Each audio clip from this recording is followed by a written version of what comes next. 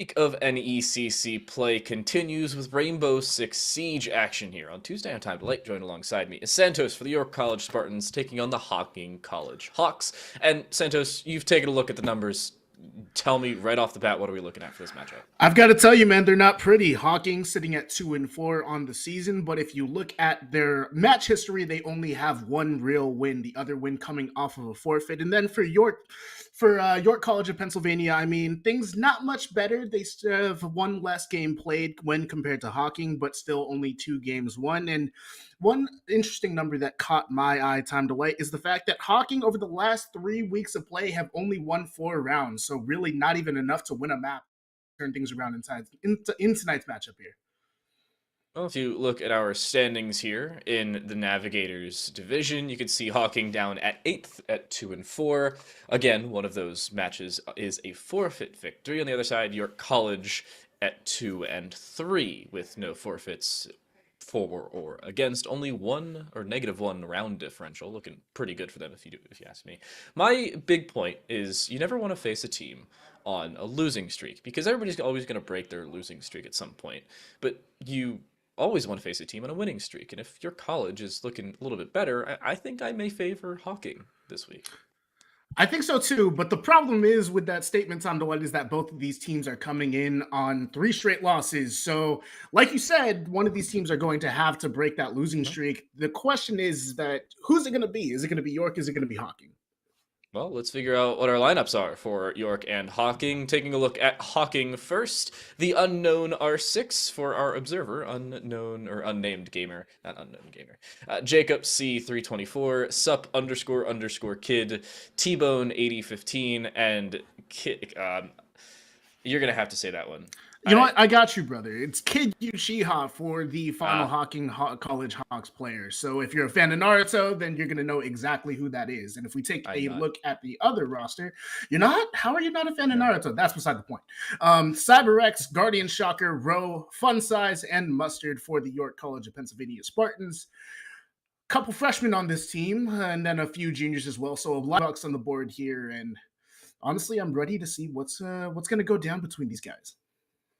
Is that the same row that plays in T3? That's not the same row, right? It just happens to be. Row is short on Twitter. It could be. It could be. I'm not 100% sure. I'm going to go casually check their Twitter while we talk about the map bans. Speaking of map bans, by the way, as you can see, our 3 maps, Villa, Cafe Dostoevsky, and Clubhouse is our decider. My curious point here is Villa as the first. Fallen out of favor with a lot of people to the point where people ban it in my ranked games. What are your opinions on it? Villa, just a lot of space to work around, right? Just so much rotation potential. If you think about the sort of way that map plays out, it's so huge. There are definitely a bunch of flank routes that you're going to have to watch out for if you're on Villa. And then, you know what? I'm going to counteract your question with a question of my own. What do you think about Cafe, sir? Cafe's awful. I hate it. It's awful. Bad. That's actually not true. I used to heavily dislike it. It was one of the most played maps in competitive play. I didn't enjoy watching it, nor did I really enjoy playing it. But then I figured out how to play Rainbow Six Siege, and I enjoyed it a little bit more. Observing it is a little annoying, so I feel bad for Unnamed, who's running things in the background, because for some reason the far west side of the map just gets clipped for some unknown reason. But, it is what it is. Actually, I think it's the far east side. But that is what it is. Clubhouse, our third. I am a common Clubhouse enjoyer. I like seeing it every so often, but every day it gets repetitive. That's why I've liked it a little bit more recently, because teams have fallen out of favor with it. Yep, you're going to see just how, dialed in some team strats are. Because if you think about the way that Clubhouse plays out, it's obviously one of the older maps that we have in the map pool. The way that rounds are going to go down is, you're not going to catch too much outside of the meta. Maybe you're going to catch a couple of, off-handed picks, but for the most part, the concepts stay the exact same here on Clubhouse. So just putting a little bit of attention over towards how these team seasons have been going so far, like we've been alluding to earlier, the Hocking Hawks sitting at 2-4 right now, -5 game differential, -32 round differential as well. So tough scenes for them going in right now. Yeah, and these last 3 weeks have really been hurting them. So now, a better time than ever to pick up where they left off after the first couple of weeks. We will head into Villa as our first map. It was the selection of York, so Hocking has chosen the defensive side. I'm a fan of the defense to start off any map, especially in full competitive play, because I hate playing on attack, mainly because I'm just a Doke heavy crutch. I mean, can you drone? Can you drone, my friend, is the question. I'm gonna plead the fifth. Oh, I'm a man. fragging Dokkaebi crutch. Let's put it that way. Well, if you can do work with that MK14, then you can do work with any of the operators in the game. I'll take you to droning school one of these days once we have a little bit of time. But Jackal, the first ban off the board. Speaking of information, a lot of information being taken off the board with that pick. No footprint scanning will be happening towards the course of throughout the course of this matchup. The second attacker ban is going to be Thatcher. So a little bit of a sort of older bans if we're seeing things correctly here at Thatcher ban. Not necessarily something that you see every day, but still valuable to take those EMP nades off the board. Pretty clean attacking ban phase, if I do say so myself. Common as well. Cade off the board, again sticking with some consistency. If everything was to go towards what is normal, you'd see one of three bans here to close things out. Number one, obviously being the Mira, because it's Mira. Number two, Valkyrie, because the lack of information keeping consistent maybe for Hocking. And number three would be Solus, for the same reason as the Valkyrie. It's really up to them. Their preference is banning out the Spaniards. So the Hocking squad bans out the two Spanish operators, while York heads to Britain and Morocco. Absolutely so. Where is the first bomb site for Hocking is the question here. It looks like they're heading up to Aviator Games, so study control going to be paramount here, 90 control as well. Just their ability to slow down York's attack and make sure that they can't get into these power positions, can't mount up and attack into that vault door where most people are going to get that plant down is going to be paramount inside of this matchup. If we look at York's attacking lineup, we're seeing an ace, we're seeing a line and a Dokkaebi as well. So really aggressive lineups to start off here for York. Defenders, protect your bombs from being See if the defused by aggression will attackers. work out for them. On the other side, I want to take a look at Hocking, because their lineup is, for the time being, locked in. Their lineup seems a little bit more aggressive as well. They're curiously bringing a Bandit and Aviator Games, leading to the fact that they would reinforce both study walls, which is actually happening, and maybe trying to just completely negate study from their overall plan entirely. The Aruni on the board, my personal favorite defender, most likely just to play a little bit more aggressive with the MK14, allow themselves to not worry about specific avenues of attack, unless, of course, those Syria gates are taken care of, and then those trap-offs. Of course, you have the Legion and the Ella on the board. Information, a little bit of favorability in gunfights helps. Can't hurt, at least. Definitely can't, so we'll see just how effective York's droning is, because if you're able to drone around those, Ella mines or those Legion mines as well, then they're not going to present that big of a problem to you, mainly a slight inconvenience, if anything, outside of that, but yep, we can see that York is attacking mainly towards the study side. You mentioned how these two walls are fully reinforced, so not a lot of aggression that they can have towards study to really slow them down. I'm interested to see what else they're going to be able to do here. Some droning heading in over towards Trophy as well, so I'm looking at York to sort of take map control really quickly here and sort of pin Hocking down like it is right now. Just surround them in the site and leave them with no room to rotate out. The diverse setup also working fairly well here for York. They're not putting all their eggs in one basket. They're putting a little bit over towards this landing side, as you can see the aggression already coming through. The rest over towards this far side. Only one of those impact EMPs landed. I'm not sure if they're going to be able to get that wall open, and they won't. So pretty good start. Those impact EMPs only have 8 seconds of efficacy. You take too long, and your utility's going to be taken off the board. Hocking finding an opening kill and opening utility off the board as well. Pretty good start for the Hawks.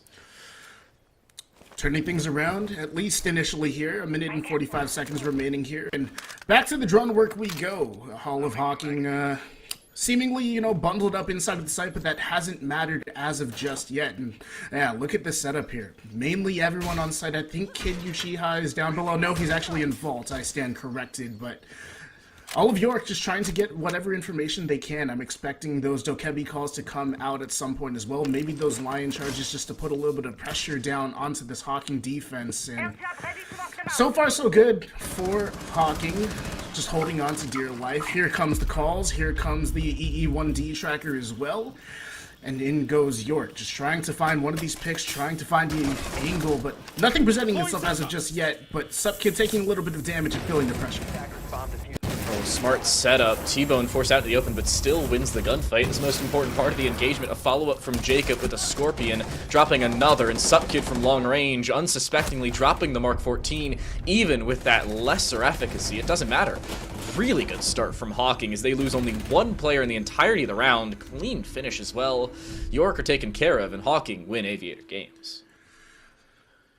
No ability from York to really get a sort of standpoint inside of that round. They were able to aggress onto the site, but Hocking gave up all of that map control basically for free. The problem is that York could do nothing with it. Really no ability to pressure any of the Hocking players. They were able to just sit inside of the site, watch their angles, make sure that they were covered, and yeah, Hocking took that round pretty dominantly. It all came down to gunfights in the end. Something that I want to see from York is just using that information a little bit more effectively, right? You brought those Dokkaebi calls, you had the EE1D as well, so maybe bring a couple of nades to the board just to put a little bit of extra pressure onto the Hawks. But Hocking with a beautiful turtle strat there will take the first round.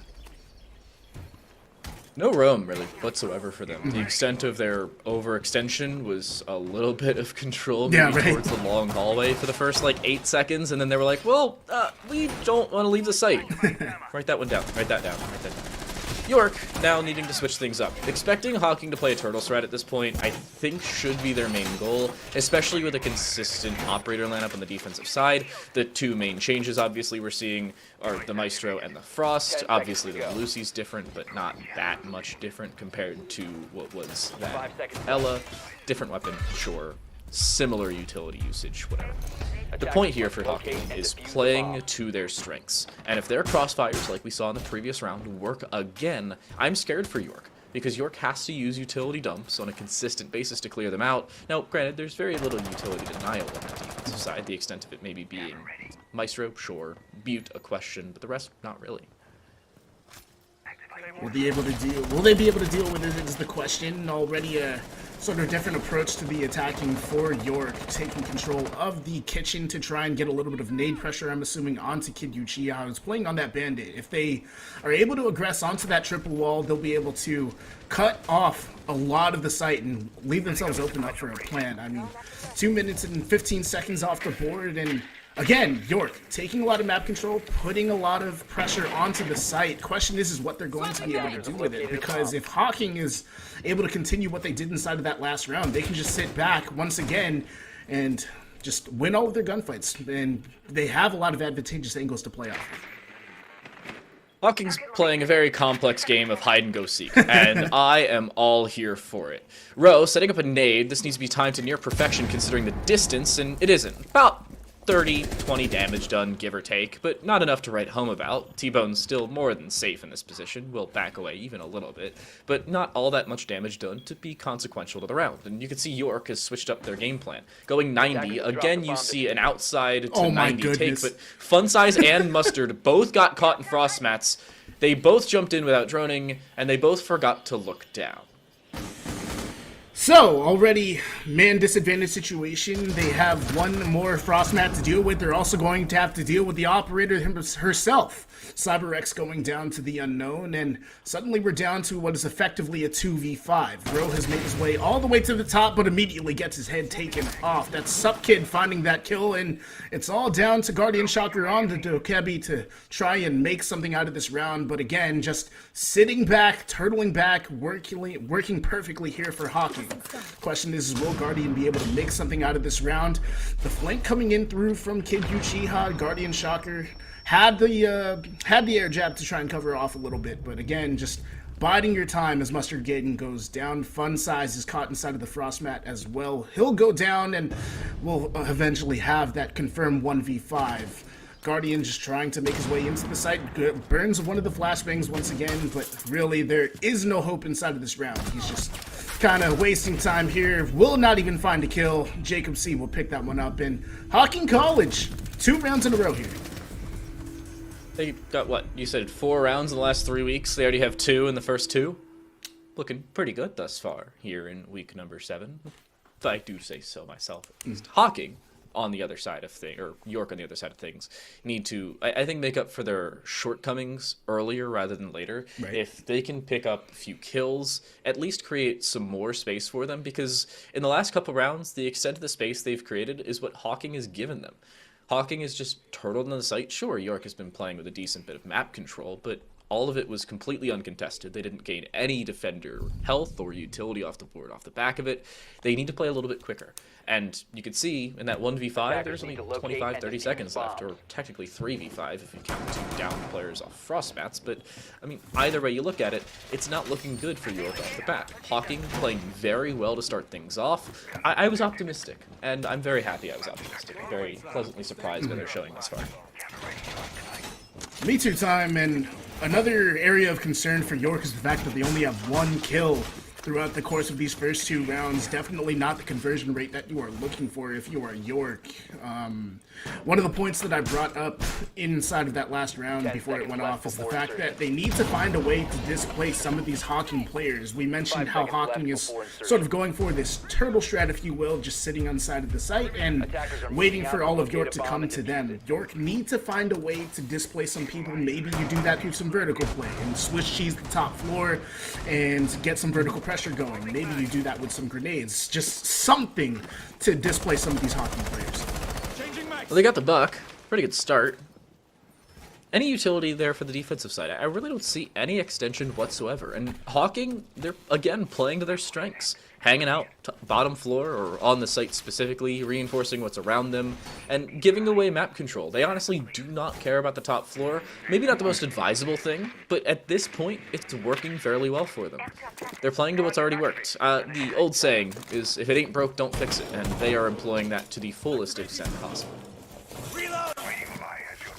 Question is will York finally be able to break that setup that Hocking has set up? Already pressure being found here from York, taking control of the top floor and just opening up a couple of angles to work with into the art room, but again, they're really having trouble displacing these Hocking members. Just all of them still sitting inside of the site. Not any real true pressure kind of being created. Maybe a little bit of pressure onto that Kapkan, but he wants to play this aggressively. He wants to find one of these picks because, I mean, if they can get this pick onto the buck, that would mean a lot of vertical control being taken away. Granted, he's Swiss cheesing the floor right now, so a lot of time being wasted right now, but I mean, York still finding nothing. I hear a couple of nitro cells popping off, but nothing being found from them. Could be a little wasteful here from Hocking.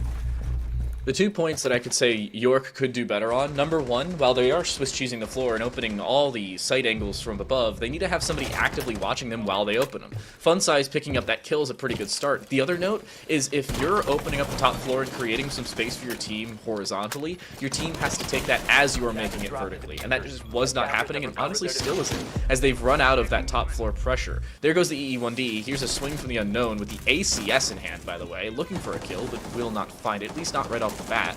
50 seconds left. There's the aggression. There's the swing. But the sound cue should be there. There is not a follow-up kill. And back to a 3v3 we go. 45 seconds remains. Rowe finding one of his own. That's unknown. The ACS-12 will not sing true inside of this round. But again, Hocking still have a couple of crossfires set up for them to watch over each other. If they can find a pick here and dig this back into a 2v2, they'll find themselves in a great position to win the round, but York slowing things back down, making sure that they know the positions of these Hocking players. You can see that drone work coming in beautifully, and I have a feeling that they pencil down these Hocking players to the kitchen. The first of Hocking Hawks will fall, and it comes down to Kid Uchiha. The diffuser going down as well, and the EE1D singing true, but Uchiha able to dig himself out of one before eventually falling to the cover fire of the other York player there. So a beautiful round from York, but if you're Hocking, you're not too disappointed considering that you've taken the first 3 rounds 2-1. You're not really disappointed considering that the kitchen is probably your tertiary site.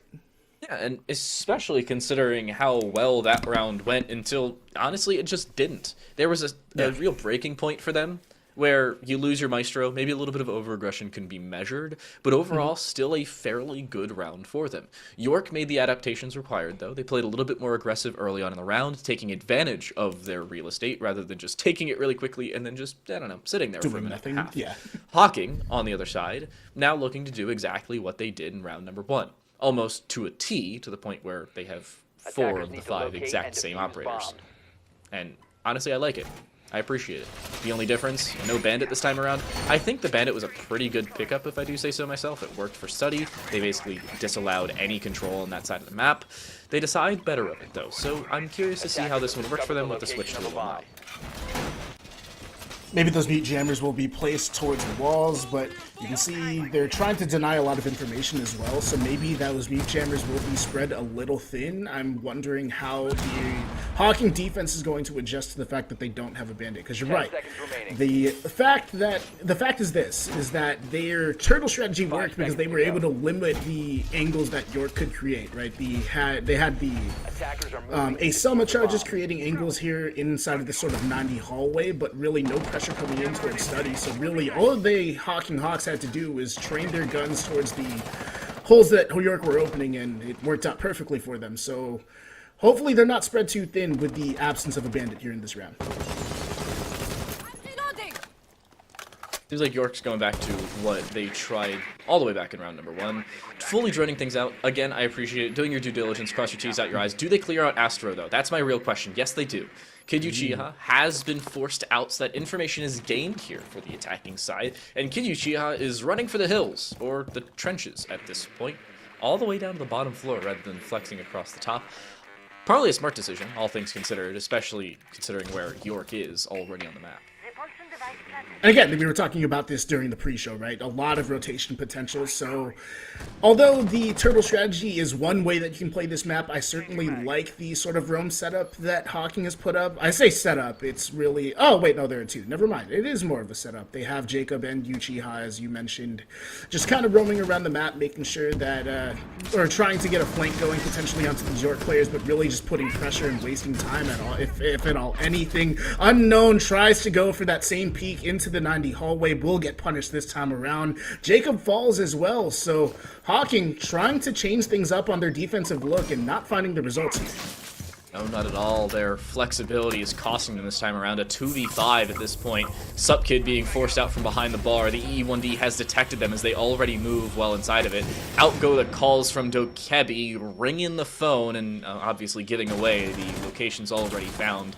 Supkid needs to play very fluid here. Shooting the drone, just holding their position for the time being. They cannot allow themselves to die early. And again, they're detected by that EE1D, but they're safe for the time being. The swing from both sides of the bar, just looking for a frag, and they will find it. That is unrestricted for this attacking side. They won't find an easy frag. They won't find an easy refrag. And at this point, they're not even able to get onto the site safely without the shots from across. T-Bone focuses on that drone, but is forced out of position because of it. They should be able to get this diffuser down, especially with that shot from Guardian Shocker. Supkid trying to make his way outside of the bar, but will find the mean end of that MK14 DMR from Dokebi. A beautiful take coming in there from York. And it really came down to just Hocking. They gave up a lot of control. They tried to put up that roam game. It really, nothing came out of it. Not enough time wasted. York had plenty of time to kind of drone out the site and just play those gunfights patiently. They didn't have to rush anything. And I mean, Hocking, unfortunately for them, like I said, that roam setup didn't really work out for them, right? They tried to get a flank going. They tried to get those secondary 90 peaks going. Just none of the gunfights inside of that round really going in the favor of Hocking. So, I mean, York, we're seeing a resurgence from them. 2 rounds in a row as we head into the 5th defense here. Defenders, where do they go? bombs from being The answer? used by attackers. Surprisingly, Aviator Games. I would have favored Trophy Statuary for them, maybe a little bit more of a consistent lineup for them. Again, we will see switches. The Unknown R6 goes on to the Frost again, instead of the Aruni, of which we saw in rounds number 1 and 4. T-Bone goes on to the Aruni instead of the Legion, from what we saw in rounds 1 and 4. And Supkid goes on towards the Cap Can. So a real trap-up situation for them. I appreciate it. The problem is, York has done their due diligence in droning. They've gained the early map control because honestly it's been given to them, and because of it, it's been giving them a lot more time to work with in terms of the information gaining phase of the round. So the trap ops may not work to a T. We've seen Capcans taken care of in rounds prior, most notably the Frost mats did work for the defensive side all the way back in round number 2, but will that be a consistent factor? You mentioned in round 2 how the Frost mats may have been a case of lack of due diligence. We were talking about how York's drone game has been really effective so far, but they just missed the ball when it came down to those Frost mats. I don't imagine they make that mistake once again, but I have seen crazier things inside of Rainbow Six. Some early gunfire being traded amongst the two teams, but nothing being found just yet. some of the Capcan traps already being shot out, and they haven't even had to expend any drones in order to do so. I'm liking the sort of two-pronged attack coming in from York. Once again, we're seeing the pressure coming in over towards study side. Yep, study side. Wow, I'm having trouble with English today. But they're also mounting an attack in towards Trophy. So again, Hocking, they're playing the sort of turtle strategy, and it is sort of risky. They have 4 players on site. I'm wondering where that 5th player is, because York is taking control quickly. They will use the Impact EMPs and immediately throw out that follow-up Selma. Second Impact EMP misses onto both walls, and they just throw a Selma at it anyway. Unknown R6 swings and finds the opening kill. Early advantage to Hocking. Exactly what they need, considering their turtle strat that they're now falling back to. Not over-aggressing are the Hawks. Not a single player off of the site, unless you count Vault as off-site, which, by the way, nobody does. And York, looking not the greatest positions to start things off, I say, as Subkid is absolutely demolished. Beautiful shots coming in from Rowe. And CyberX, I'm pretty sure he'd hit a Frostmatch to find himself down for the count. So they have to dig out these players from Hocking some way, somehow. It's evened up into a 3v3, what is effectively a 3v2 now, as they're able to get the pickup onto CyberX and Fun Size finding a kill of his own. The problem is that the Hocking defenders, what's left of them, I mean, are in some pretty defensible positions, all things considered. You have Jacob playing around the bar once again, and then you have T-Bone inside of the vault. So it's a little bit of a deja vu from what we saw that last round. Some damage being traded out onto that Twitch, but no kill found just yet. The Nitro Cell will fly through, but nobody's there to answer the phone. The diffuser's going down, though. Fun Size has found a way inside of the site. Question is are they the wiser? Peek that Nomad, you've got to take his head off. He'll go down, that's T-Bone, and suddenly it's down to Jacob here in a 1v3 situation. He'll find one, but unfortunately for him, he has to find 2 more players in order to have a chance at this diffuser. 1 player sitting behind the bar, Jacob trying to minimize the noise that he's making right now, but he'll sprint around. He had no idea the player was behind the bar, and a sloppy defense at the end of it there, and York will take 3 rounds in a row. Now into the last round of the half, what does Hocking do? Their previous 2 across towards Aviator Games, I'd say lackluster. Trophy Statuary seems to be the best site for them, the only site that they've had a flawless round victory on thus far. And the surprising note for them is that they will not bring the same composition that they had back when they won Trophy Statuary. Some changes are afoot, only a couple. Maestro back on the board, Jacob C back on the Malusi, I appreciate. Kid Uchiha will go to the smoke, and you'll see the SAS duo with the mute picked up just the same. The problem here for Hocking is that what they thought was working very well in the first 2 rounds hasn't worked since. They tried overextending, or extending a little bit, in round number 4, Aviator Games, after losing Kitchen Dining. That obviously didn't work. They went back to turtling, and it didn't work either. 3rd time's a charm? Maybe? Question mark?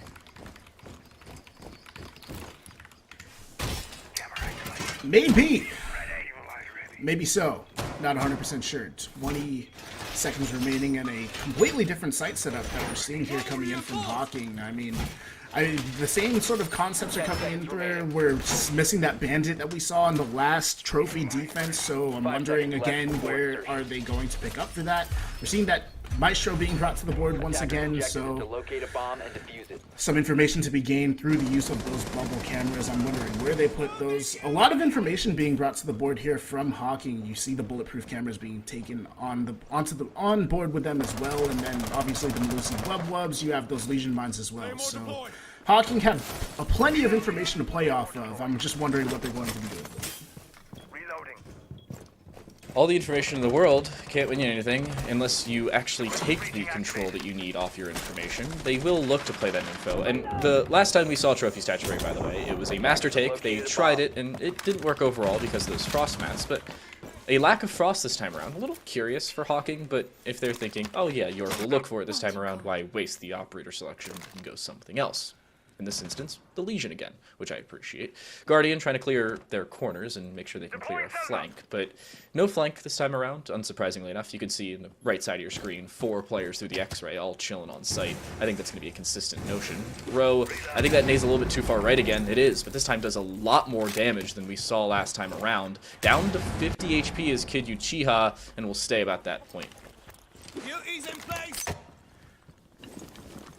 Again, just the same setup that we're seeing from York, right? Take control of the bottom floor, try to let the nades sing through from the bottom, at least deal a little bit of damage. But York doing well to find the first pick, and they're actually finding a lot of damage on the sub kit as well.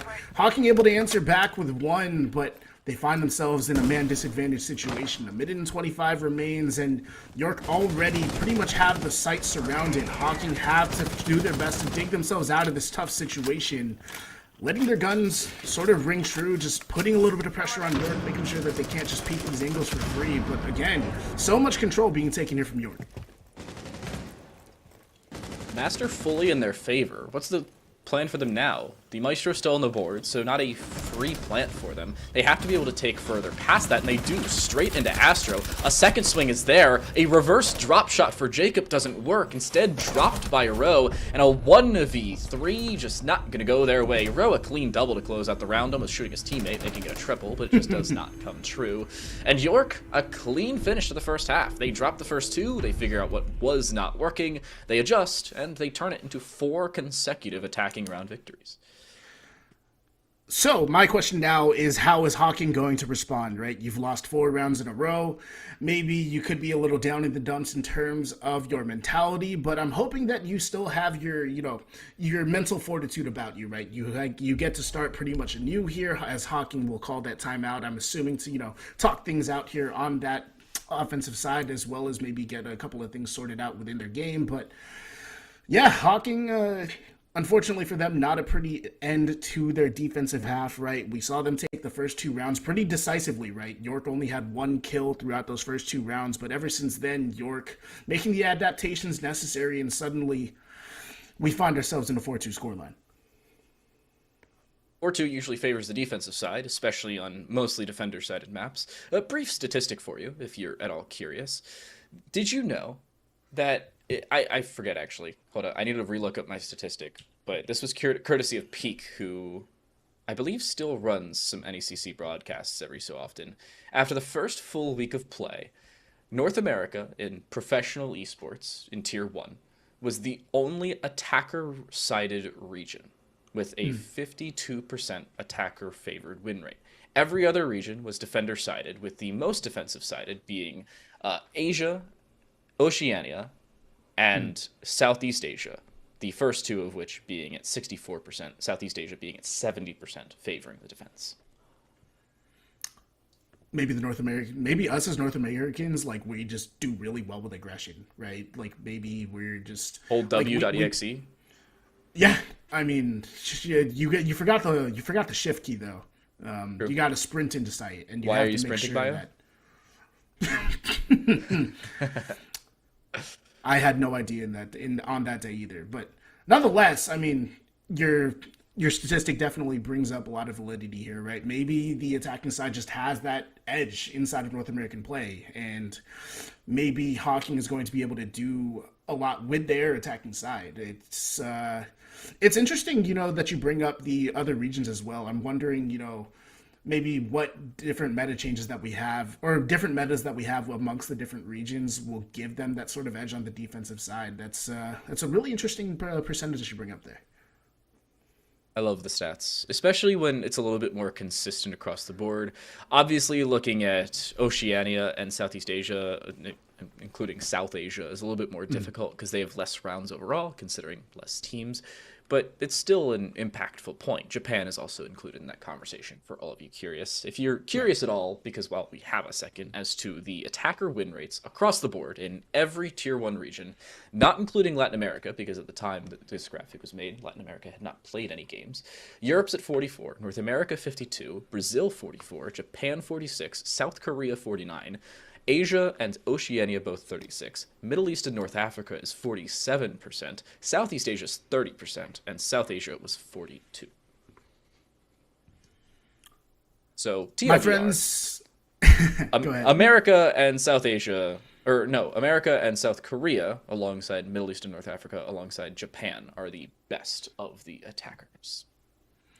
Well, if you're wondering, that's my homie over there, the human calculator, otherwise known as Tom Delight. Always the man with the spreadsheets, and I'm just here to yell at a screen. And it's an honor that you're bringing me onto the NECC cast, but honestly, I have no mental capacity for all of the numbers that you brought. All I know is, like you said, in the TLDR, the North Americans are really good at attacking, and maybe not so much for the, Asian regions, but I mean, that could just be down, like we said, to sort of metas.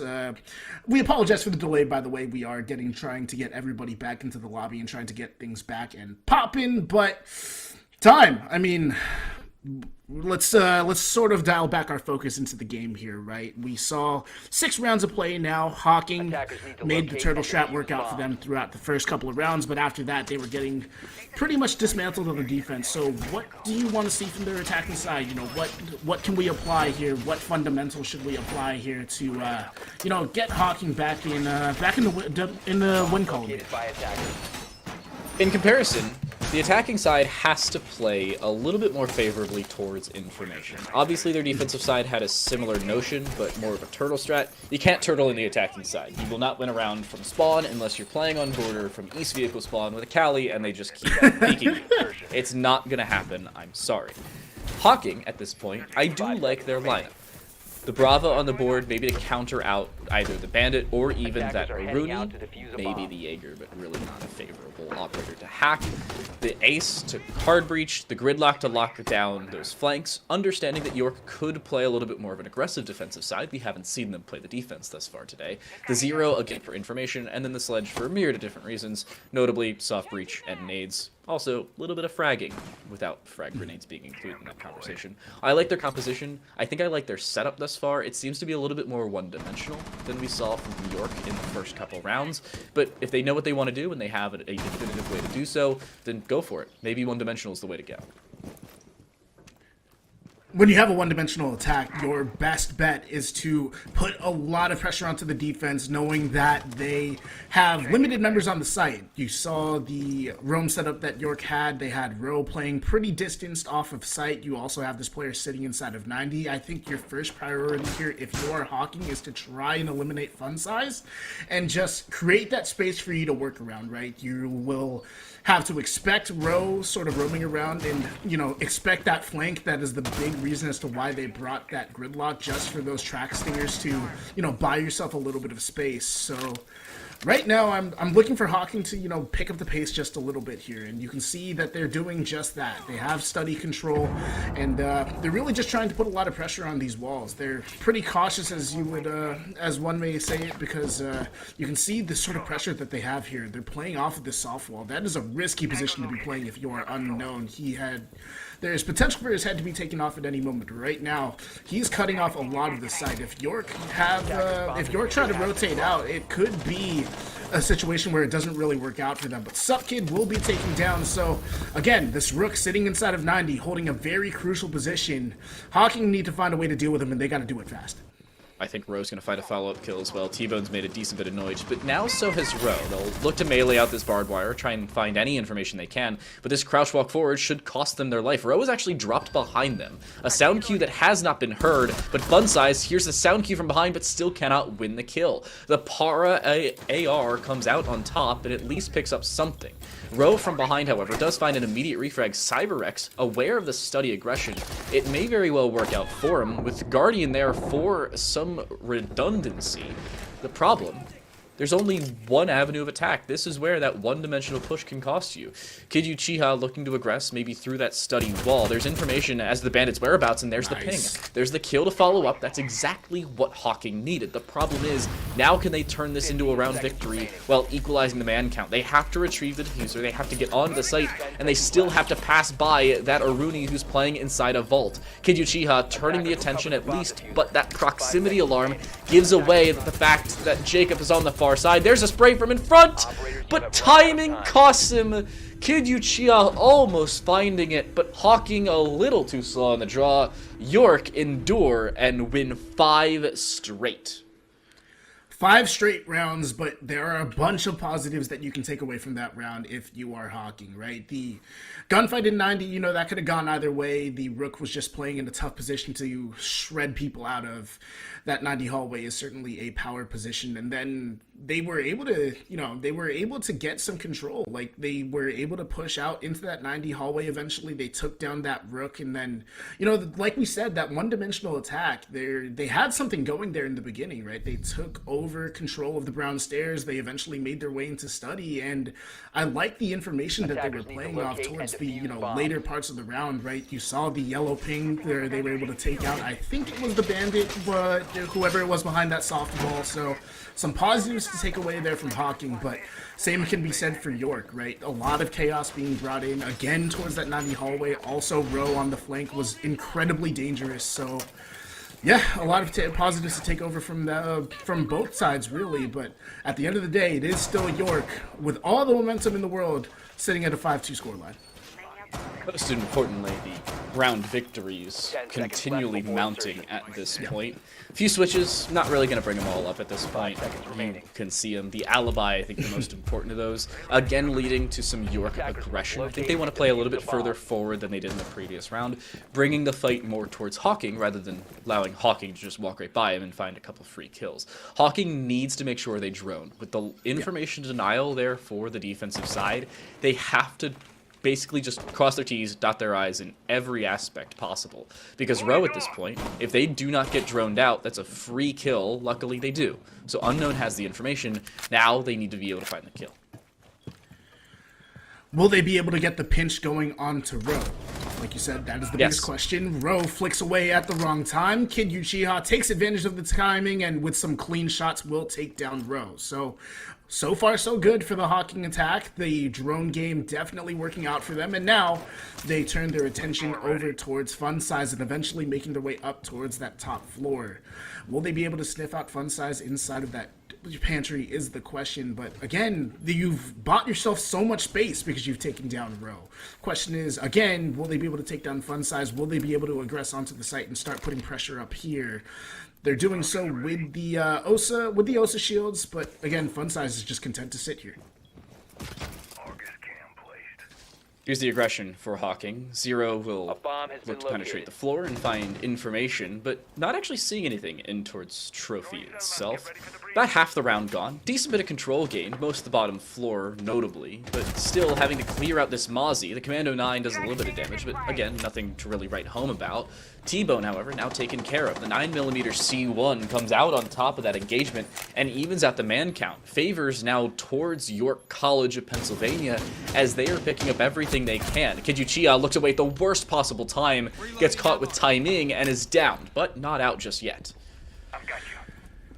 Will they be able to pick up Kid Uchiha, or will Fun Size be able to confirm the kill? Eventually the pickup is there, and unfortunately for Fun Size, he has to make the decision of whether or not he wants to make noise. He'll eventually find a way to get around the track stingers, just meleeing one and moving on about his day. But again, Hocking doing pretty well in this round, all things considered. They have control over at least the Astro Staircase. The question is will they be able to make their way up through it as they eventually root out Guardian Shocker from that Astro position, but Fun Size will be able to pick up a kill of his own.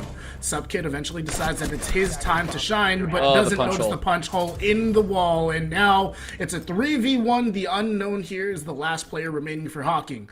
Has a lot of work to do, but 20 seconds to do it with, and you can hear a couple of pings coming out, so they do have a little bit of information to play off. Checks his corner, but the crossfire is there, and York is on match point. That, my friends, is what we call a courtesy check, or a formality check, where you look at the corner, but you don't really look at the corner, you look away anyway, even if you do see somebody in that corner. I do it all the time, and I die on a consistent basis. Make sure when you clear a corner, you actually think about the corner you're clearing. Yeah. That one hurt Hocking. Not only that kill, but the flank from behind, not fully being able to deal with Fun Size ain't fun on the Mozzie. That's really what cost them the round. The flank from behind clearing out two, and inevitably the third prior with the damage done onto Kid Uchiha. And then, obviously, the kills onto the site, not being able to take the control that they were not given. Hocking now up against the ropes. They need to start pulling some Muhammad Ali level punch dodges with 4 straight attacking rounds. They need to pull a York on York.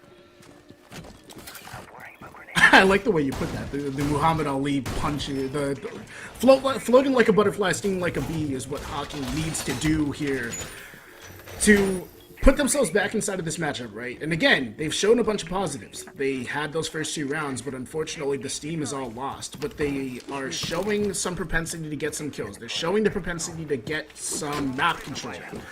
It's all become a question of what they're able to do with it. And over the course of these 6 rounds, it's very little. So I'm looking for Hocking to do a little bit more with the map control that they're able to gain, because they are able to do that pretty effectively, right? And York is kind of affording them that with only having 1 to 2 players there on the roam. So again, it's just coming down to Hocking's drone work and just making sure that they're able to confirm the sort of kills that they're playing off of, right? The fact that they couldn't take down Fun Size inside of that last round did cost them dearly. Adjustments have to be there, and they are this time around. You can see the setup. Kid Yuchiya bringing in the Capitao. I appreciate the Capitao selection. Not only the Para that you see, obviously the Brava bringing, but most importantly the Claymores that are avoiding the risk of runouts, at least as much. Ro is just chilling inside of the closet, by the way. They are called, but I don't know if their exact position is known. They do crouch, move out of the way, but they may not be fully cleared. No, I lied. Kid Yuchiya will fully drone them out. This is about the time that Ro should run away, if they want to survive, obviously. Instead, they will just play aggressive, and they'll still win the fight. The Unknown looking to play aggressive just the same, but there's the refrag from behind. Good 2-for-1 trade for York, opening things up with the Fuse and the Dokebi off the board. Most importantly, the Unknown, who's the top fragger, gone.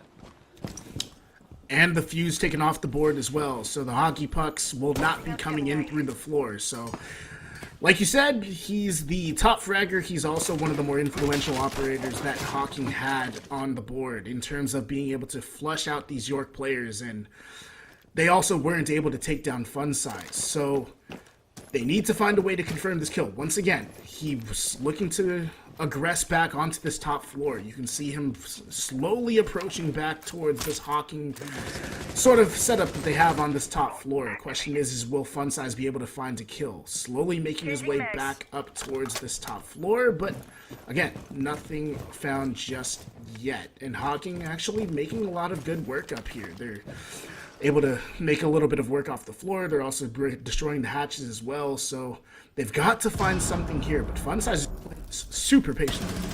Oh, and it's working out perfectly for them. The minor aggression immediately turning into that first kill found after, obviously, the initial engagement. Kid Yuchiya is aware of it, now looking towards the landing side, but you can see it's just Fun Size ain't fun, chilling in the front corner of bench, waiting, but not waiting long enough. Kid Yuchiya, still watching that, finds the kill across and brings it back to the 2v3. Still certainly possible here for Hocking. 30 seconds left, more than enough to get an engagement onto the site going. The problem is the low HP and the lack of utility for them. They still have all their primary utility, 2 asphyxiation darts alongside those 2 minor smoke bolts from that Capitao itself. But Kid Yuchiya meleeing open that castle barricade, not the most favorable positions. It'll have to be a very one-dimensional attack here for Hocking as they walk in through that kitchen door. They have to be able to clear out Guardian Shocker. That's significantly easier said than done, especially here with Mustard there for the redundancy. A double between them, the SMG-11 ever so poetically ending the round as it started. And York College of Pennsylvania on a 7-round streak. Don't drop a round after the first 2. No, they won't, and yeah, it was just a dominant showing coming in from York, right? Especially Ro just finding kills at will. The risky position that he played inside of that last round was maybe more of an ego child than anything, but still, he made the most of it, and then Fun Size was also there for the redundancy like you were mentioning. But yeah, a lot of positives to take away if you are York, right? The Hocking defense started off pretty well, but unfortunately for them, just nothing really working out for them after that. Again, York was just a little tough to deal with on that Villa map there.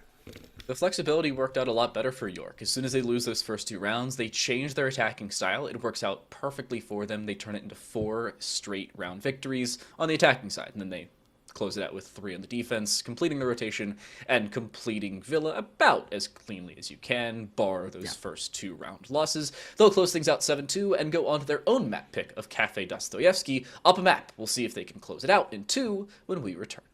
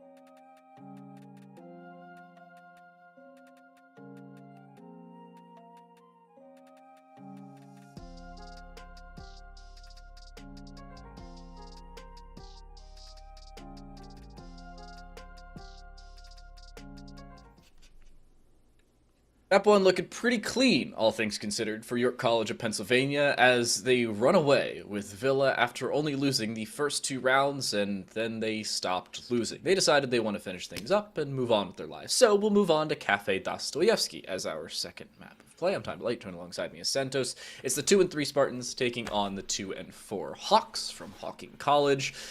What has to change for Hocking Hawks to change this one?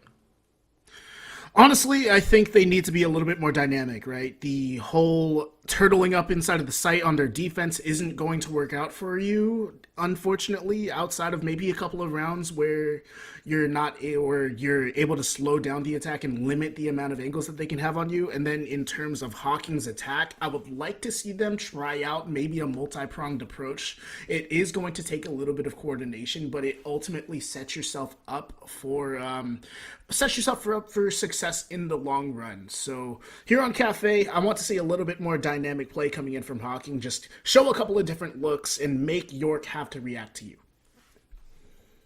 Well, Hawks did get the choice of map. The Spartans chose that defensive side and will look pretty good on it, especially looking back at Villa, where they did not lose a defensive round. Granted, they only played 3, but they also won 3 straight. Hocking on the other side need to pick up on the attacking side.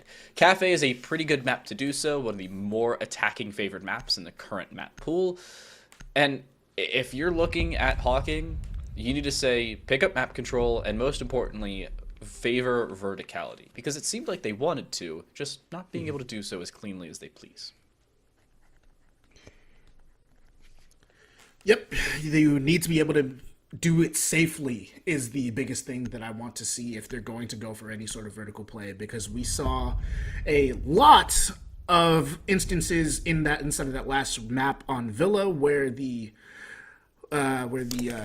flanks were trying to come on through, right, and York was able to land those pretty successfully time and time again. So if you're Hawking, you need to have the flank drones there. You need to make sure that you are safe inside of the positions in order for you to tear up that floor. Because like we've been mentioning, right, if you're tearing up that floor, you're setting yourself up for success, especially here on Cafe, where vertical angles can be a big difference maker inside of these rounds. But to talk a little bit about the ban phase, the Dokebi being taken off the board by Hocking and the Mira as well. York is going to opt for Jackal and Cade, so no Thatcher ban off the board, so I'm interested to see exactly what they're going to be able to pull from that. York starting on the defensive side.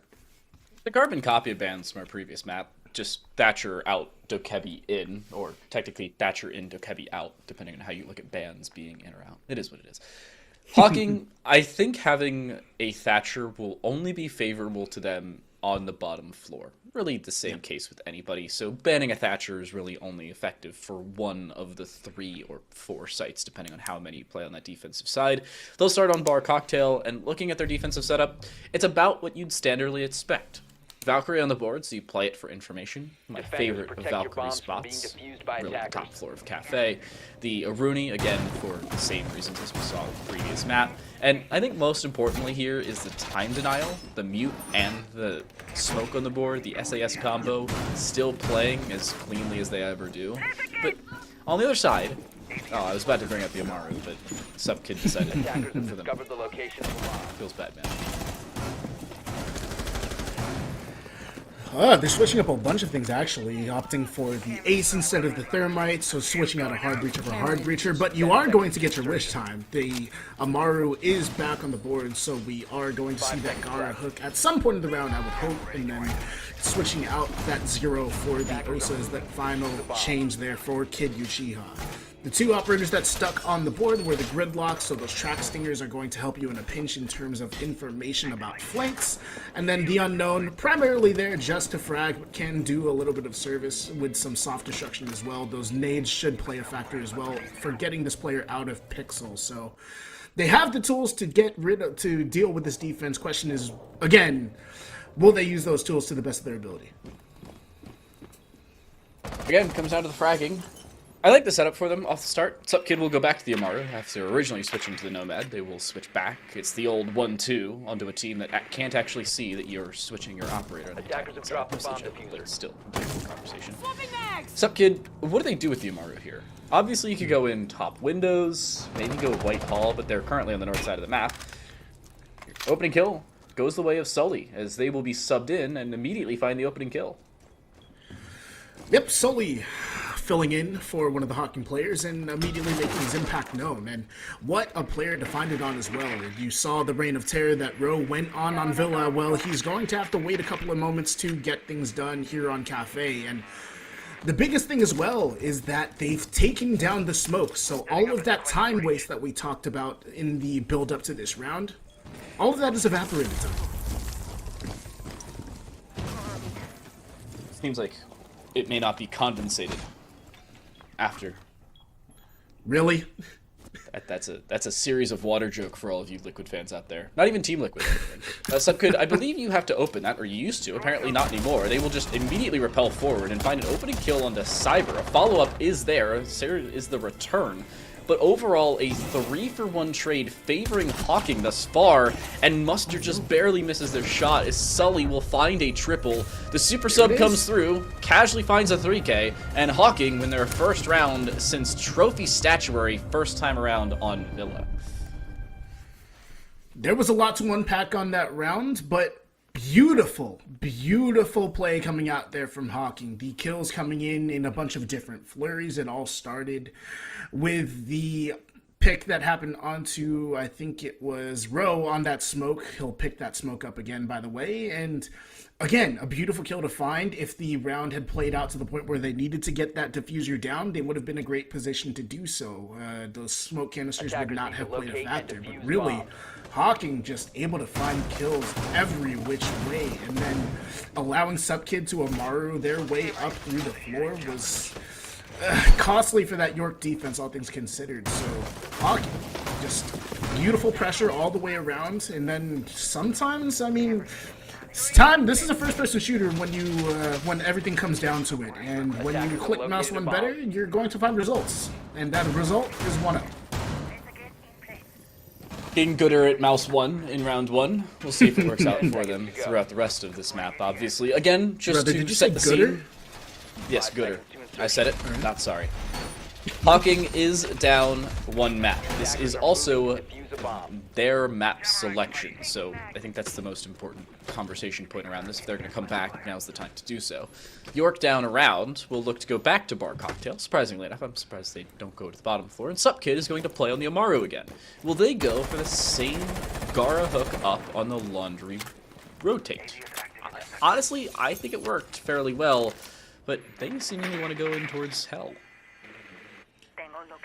A risky play to be sure, but using a little bit of drone work, doing a little bit of drone work, some reconnaissance, if you will, to gather information onto the heaven player as well. Just a lot of things happening here inside of this round, but they will take control of the roof. No free pick here this time around for anyone that's playing down by the skylight, so some smarter adaptations from York. That being said, one of the more simple ones, if you all things considered, and the roam setup actually coming in from York as well. Fun Size finds his way very distance off of the site, and then they have Mustard playing in towards Pixel. So my question is what will Hocking do to sort of start rooting out these players? Well, all they got to do is fire their guns. Mustard Gang will go down. That's the Pixel player lost, and no follow-up there from the player inside a bathroom as well. So Hocking making good control once again.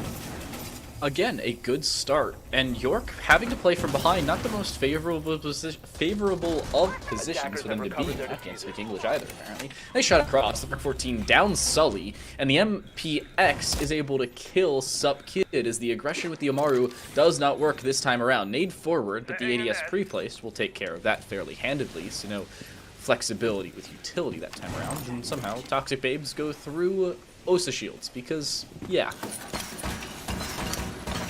Physics, you know, maybe it's in the air. It's something in the air. We'll put it down to that. Jacob taking a little bit of damage as well. And suddenly Hocking are down to square one again. Sully eventually able to get picked up, so they still have as many members as York to deal with, albeit with much less HP. Ro taking a little bit of damage, but still alive and kicking and sending those Toxic Babes out to slow down the Hocking attack. 40 seconds remain here, and they've got to start finding a way to really deal with these York members, and that is exactly what they'll do. The Unknown makes his way up the white stairs, unknown to the rest of the York players, and he's making perfect time here. The York players now find themselves kind of stuck between a rock and a hard place. Will you be able to pick up that kill? Rose peeks away at the wrong time, and Unknown takes full advantage. Now, 4v2 situation here, Hocking in favor. Watch for the C4 from below, though. Fun Size ain't fun playing around information, and Guardian Shocker being rushed. They're still able to find that first kill. The diffuser has been dropped, and that will be communicated. Fun Size ain't fun has to run to the opposite side of the site and just does not have the time to do so. There's the ping, the diffuser being placed, but they will not be able to deny it. A C4 forward, that should still find a kill. It will find about 80 damage, but nothing lethal. All three players for Hocking below 50 HP. The aggression needs to play out here for Fun Size Ain't Fun. They don't have the utility to clear that Osa out of position, who vaults over their own Talon shield, but is still alive to tell the tale. Fun Size Ain't Fun now from behind. That shield in front of them isn't even their downfall. It's the cross held from default. The shot works out, and Hocking double up. 2 rounds in a row for Hocking, but we've been here before, haven't we, Time?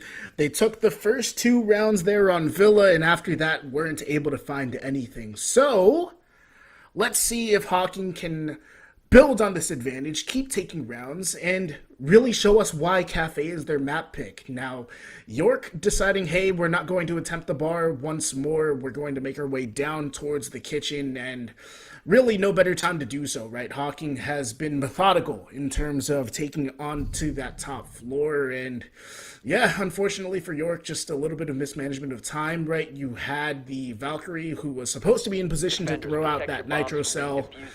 Unfortunately, just a couple seconds too late and only finding damage as opposed to a kill. Meanwhile for Hocking, again, just you can see the fact that they're trying to set up these multi-pronged attacks, which is something that they weren't able to do on Villa, and the fact that they've been showing the different looks to York. York hasn't been able to respond so far. That's a wild cam placement. I've actually never seen that before. I suppose it'll work. Nobody really clears the bottom corner of white. Somebody write these down, please. Thank you. Steal these from my rank games so I play Cafe for the 45th time this week. Hocking. Their attacking side, honestly looking pretty good thus far. They're playing forward for the real estate that they're given. They're taking more with utility, most importantly. And they're winning their gunfights. Straight up gunfights are going their way. Honestly, a little contrasting from Villa. Not the greatest in terms of gunfights back then. They've changed that. Obviously, Sully coming in also helps, considering they're going 4-0 thus far. And York on the other side are not finding an easy way to flex off of just relying on gun skill, and it's costing them. they have to play a little bit more, I'm not going to say strategic, because that's just straight up not the case, but they have to play a little bit more conservative and not rely as much on their gunfights. Strategy in the sense that they need to set up either trades for each other or crossfires that Hocking simply can't get out of, right? The conservative playstyle is that you're setting up these crossfires and ensuring that you have the wherewithal to get trades off of each other. Meanwhile, for Hocking, right, just keep doing what you're doing. Create these 1v1 gunfights, because you've shown the ability to win them, and that's exactly what Unknown is looking to do here. The quick take onto the freezer for Hocking, able to get it open with only a minute wasted on the round here, and nobody from York has flipped over just yet. They're still giving a little bit of attention over towards this bakery side, and it's leaving Mustard Gang kind of alone here. Eventually the support will come in from Rowe, but he's focused on trying to get control of the top floor once again. You can see the Swiss cheesing and the fuse charges coming on through. He'll eventually find Uchiha and finds the second as well onto Unknown. So Rowe not getting cleared out properly, and that is Hocking's downfall. Double, and most importantly, the flank works out this time, making sure that Hocking are both worried about that verticality and now have to focus on the flank just the same. That's what costs them. Splitting your line of sight and splitting your POV, that's what costs you. They're going to look to try and take white at this point, at least they were for a few seconds. I believe Sully's still looking for that possibility, but they still have to worry about Rowe, who's waiting on the white stairs. Hocking, at this point, still looking fairly favorable. And they have to be able to play aggressive with their trades, because if they give it up, it's going to cost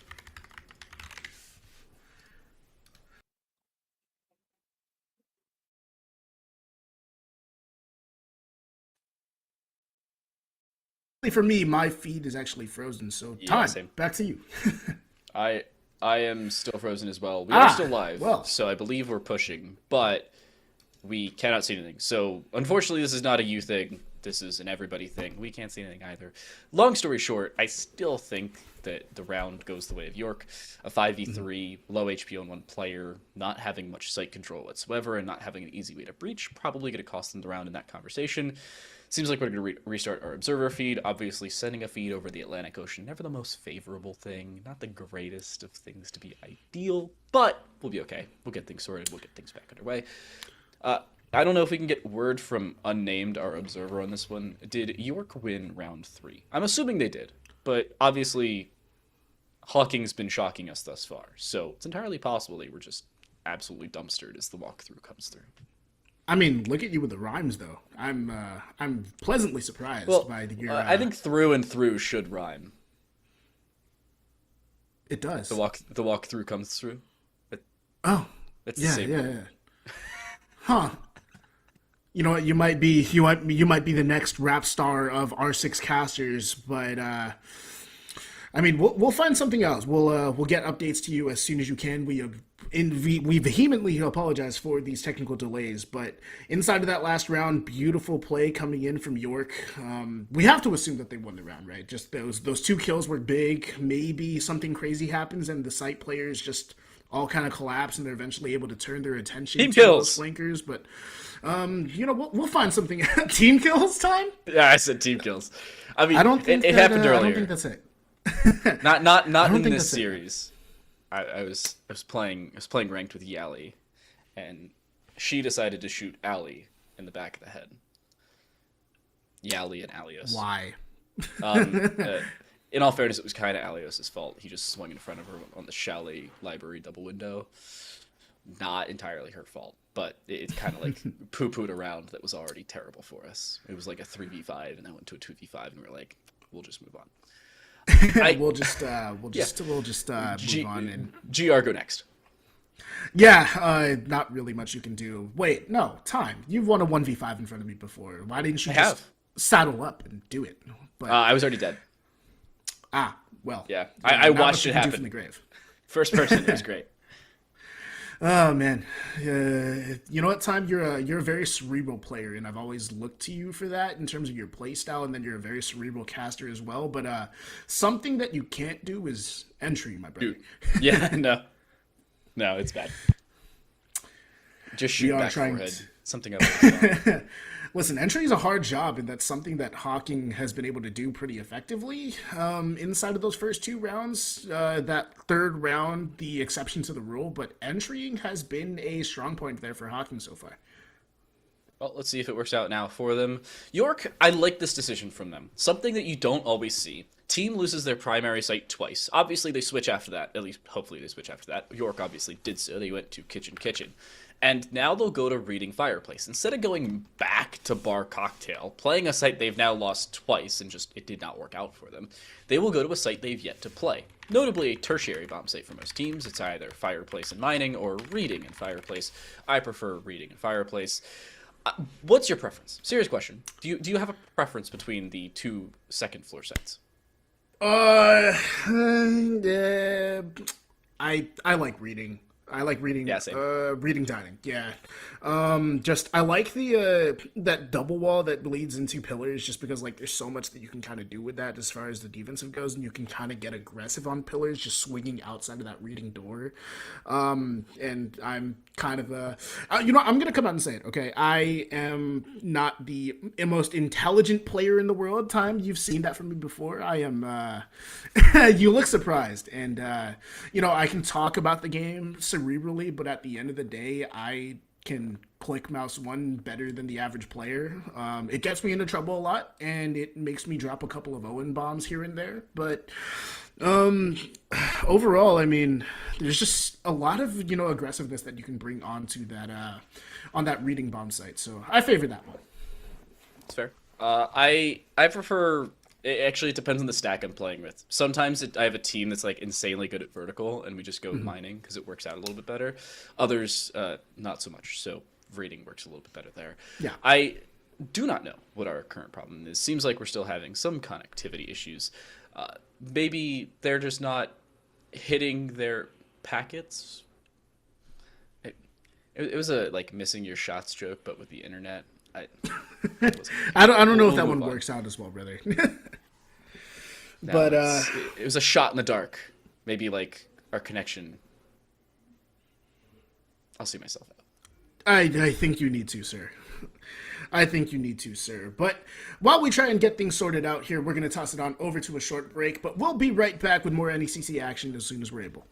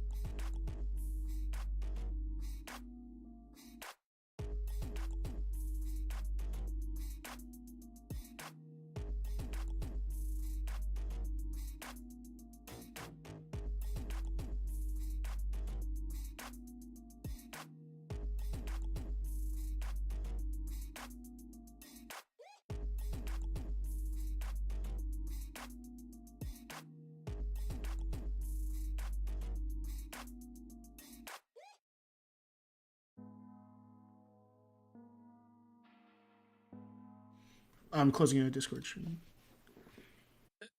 Third time's a charm, as the kids say. Hocking will take things through our previous 2 rounds, unfortunately not seeing. They did, believe it or not, win that 3 versus 5 in the final second, courtesy of the commentary from the observer. On the other side of things, they will now head right back into the round victory at the back of a bar cocktail win. They're 3-0 on bar cocktail. York, the only site they've won thus far, is down at the bottom floor of the kitchen service and kitchen cooking. They'll look to duplicate that victory here in the final round of the first half. Tide Light still joining alongside me at Santos.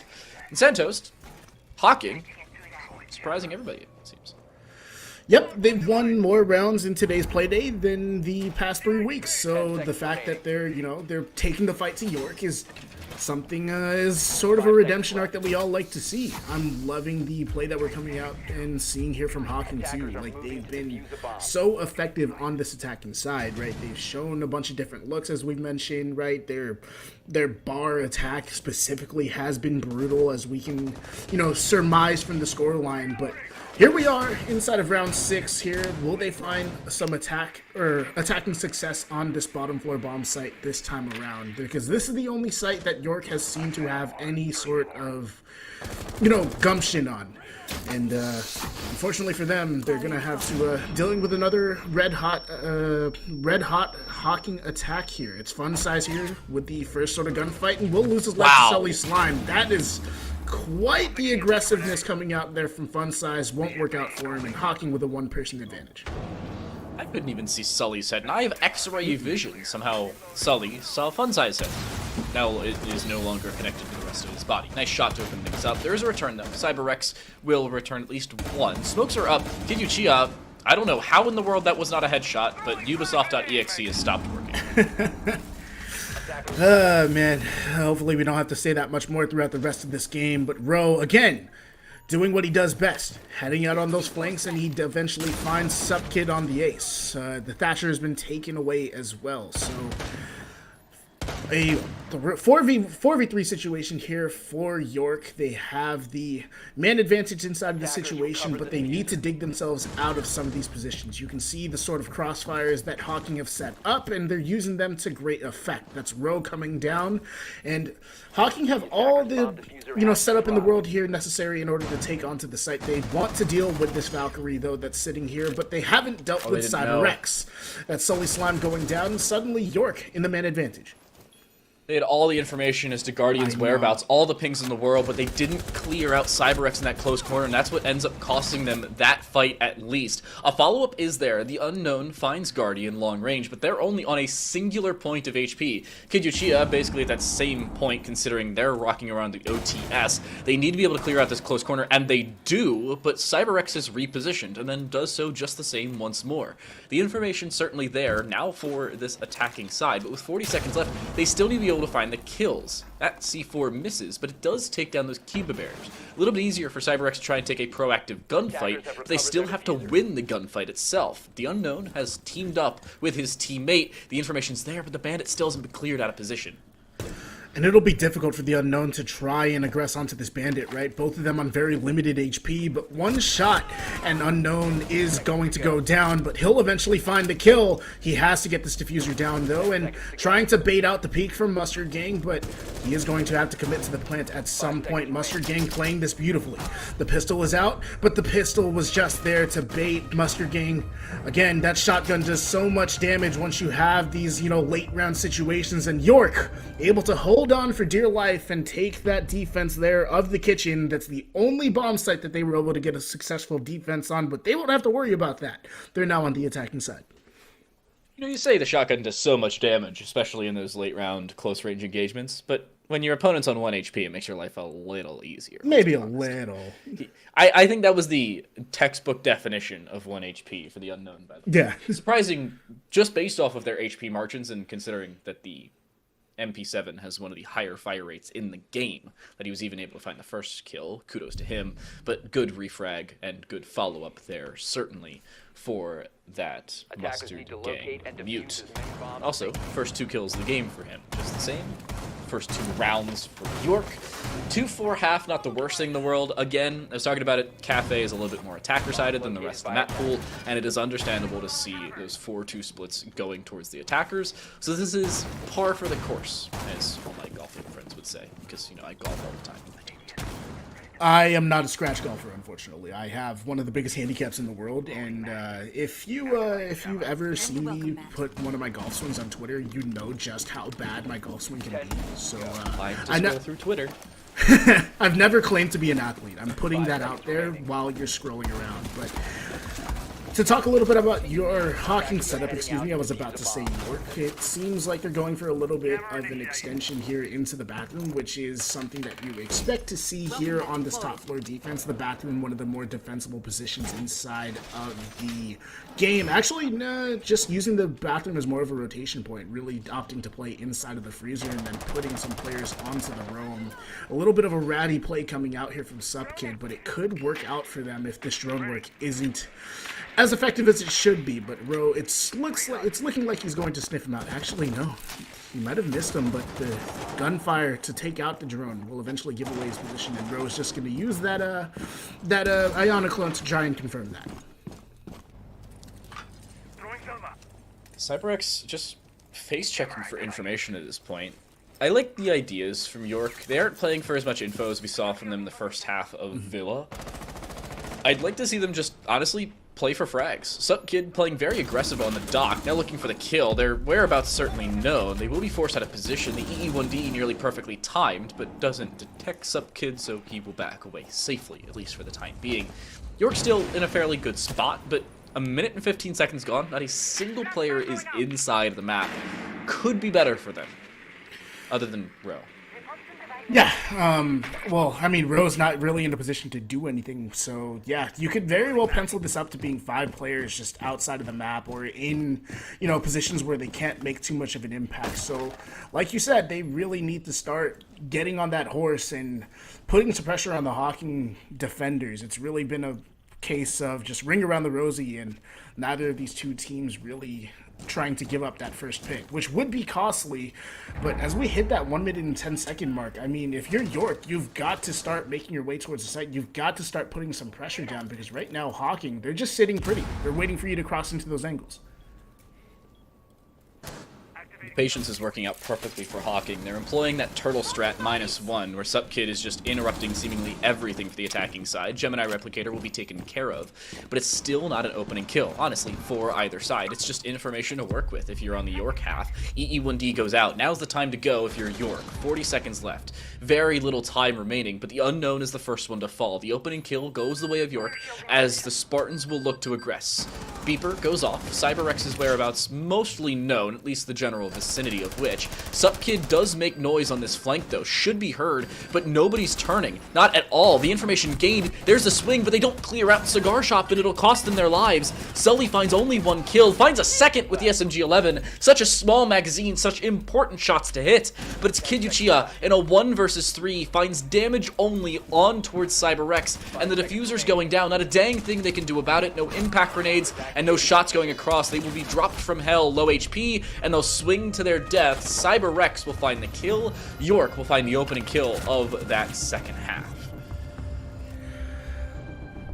So a beautiful take coming in from York. We thought that, you know, maybe they weren't using their time as effectively, but they were just ensuring that all of the players were on Hocking, or all of the players from Hocking were up on the site, and just fish in a barrel, essentially, for those York attackers to take advantage of. And then, though, you saw the flank going in from White to start the first bit of chaos. They were also able to get a push in through Cigar. So, really a multi-pronged attack working in for York. And unfortunately, Hocking, again, it felt like a replay of Villa, almost, in terms of their turtling up onto the site and waiting for York to sort of jump into their crossfires, and eventually you've got to put a little bit of pressure back. You've got to be able to fight back and really take claim to that space that York was able to take. Otherwise, you're just sitting like fish in a barrel. And I mean, the shots were true from York, that has to be said, but unfortunately for Hocking, just the turtle shell defense not working out there.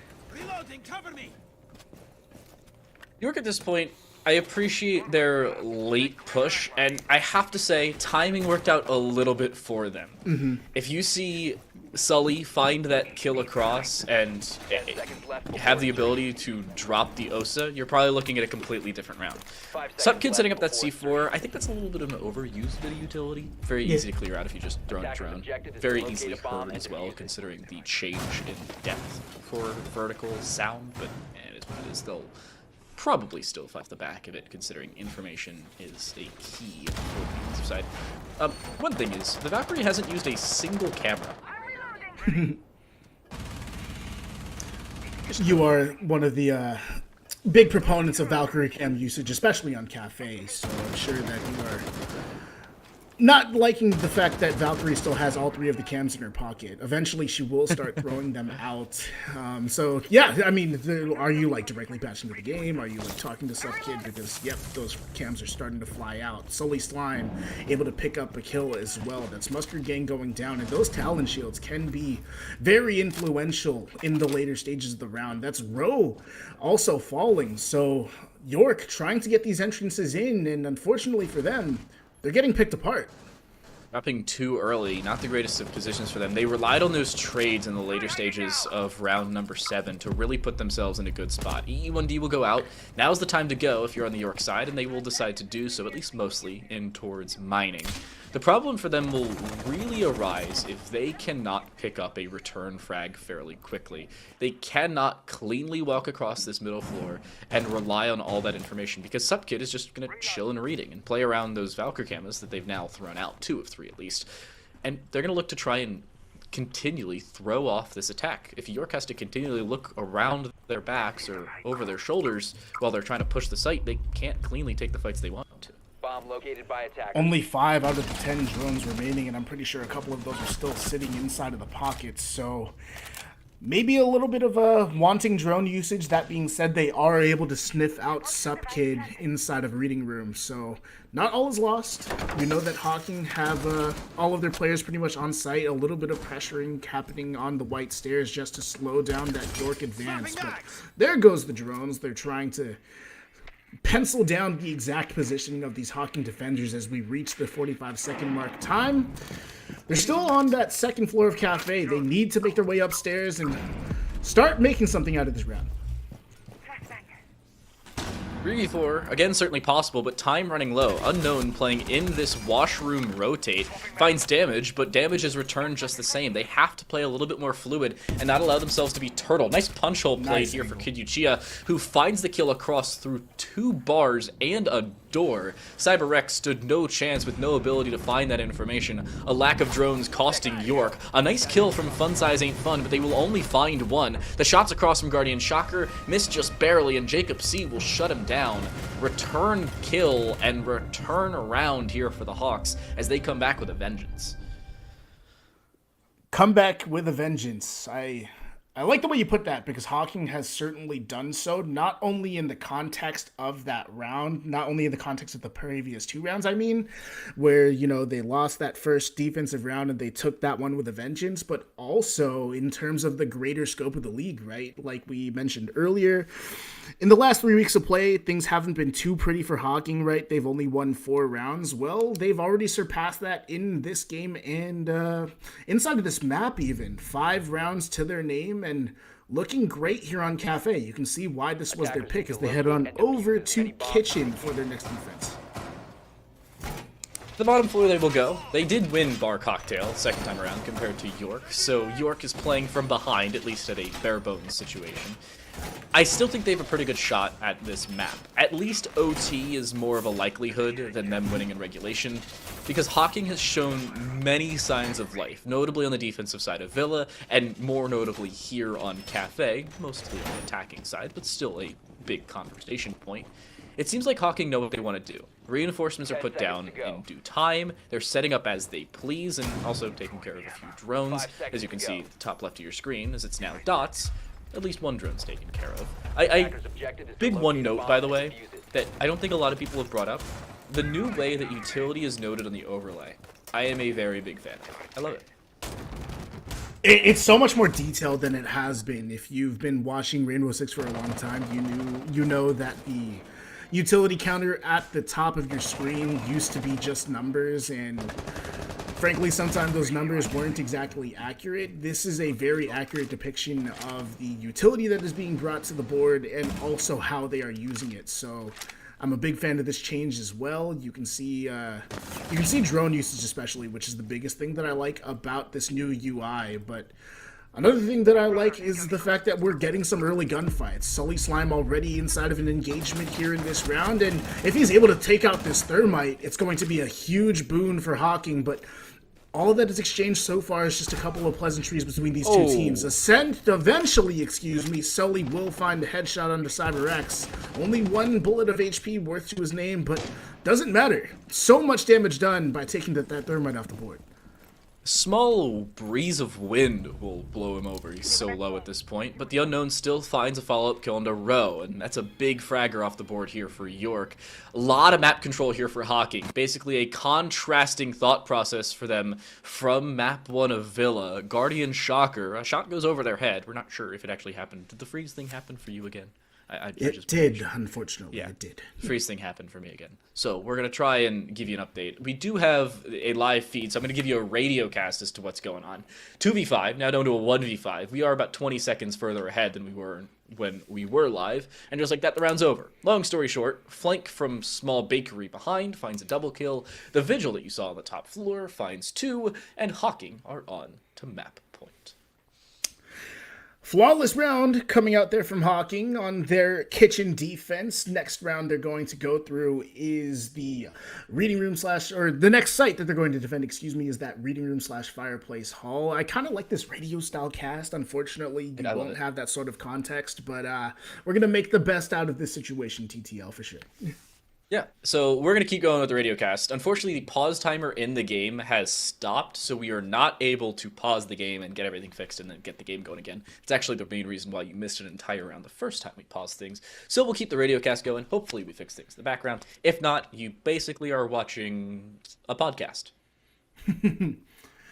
Yeah, man. I feel like, I've been getting into, sports casting and announcing in real life. Like, I did a PA for a baseball game at one point, and I'm kind of feeling that sort of enabling in my life right now. So this radio cast is, it's not necessarily everything I could have ever dreamed of, because obviously I would want all of you beautiful audience members to be able to see the game, but this is a little change of pace for sure. We'll call it that. Yeah. Well, a almost pharmacy composition running for the defensive side. Not pharmacy as in Pharah Mercy from Overwatch. Pharmacy is in a whole lot of health. You have the Rook and the Doc both on the board. Echo on the board just the same. So 3 MP5s, just one's an MP5 SD. Then the 9x9 VSN wielding Capcan, and of course the T5 wielding Oryx on that defensive side as well. The attack brings in an Ayana, a Capitao, a Zofia, alongside the Lion Finca combo. Jacob, waiting on the white stairs. It's a rush from York, but Jacob's still trying to play forward. Instead, we'll back away all the way up the white stairs. It is a reading and fireplace defense here for Hocking as they lose that opening pick, and the Unknown on the Rook is taken care of. Aggressive plays for an Echo, but Sully Slime able to find one kill. That's the Oryx taking out that Capitao, so that Para will no longer be a factor inside of this round. The smoke / firebolts will no longer be a factor. And we have Hocking kind of just sitting in their positions waiting for York to push on through. Team kill comes through. That's Fun Size with the Zofia taking down Mustard, but also taking down Unknown on that Rook as well. So not the most impactful kill, all things considered. That not the most impactful operator to lose if you are the defense. You still have the man advantages as well. So beautiful things happening here. And Subkid gets downed, but eventually able to pick himself back up. As you know, that Doc, very effective with those stim pistols in. Some beautiful play coming in here, albeit unfortunately you can't see it. Jacob holding aggressively, but will get taken down. That's Row to pick up that kill, and eventually it'll be Row in a 1v3 situation here time. He's looking to clear Subkid out of hell, and does so. I don't think he's aware that somebody is above him. I believe it's Kid Uchiha on that Capcan, playing on the new balcony. Does he clear him? No. Kid Uchiha has fallen down the white stairs. Row picks up the diffuser inside of hell and throws out the Gemini replicator, trying to find any information they can. They only have 2 drones available. One of them already thrown, the other in their back pocket, so no information for them. The Capcan at this point is playing near the bomb chassis inside of Reading, while Row is playing on the Reading door towards Mezzanine. Information now playing playing once more as they will bring out the drone and find the whereabouts certainly of that Kapkan, but now instead look to plant the diffuser. They do not have enough HP to endure one of those 2 impact grenades from the Kapkan, but they don't have to. The swing from Row around the 90 pillar inside of Reading will find the kill, and York stay alive in the 1v3 from Row to make it a 4-6 game. Clutch gunfights for sure from Rowe, and a beautiful clutch coming in from him will keep York alive inside of this game. 4-6 scoreline as we head into our 11th round, and back up to the bar and cocktail lounge Hocking will go. They found a lot of success onto this site when they were attacking it. They've also found, or actually they have found some limited success on this site. They defended it 2 times before in our 7th and 8th rounds, and York was able to take one of those, Hocking taking the others. So this could go 50-50, but York needs to win this if they want to stay alive in the matchup here, or on this map at least.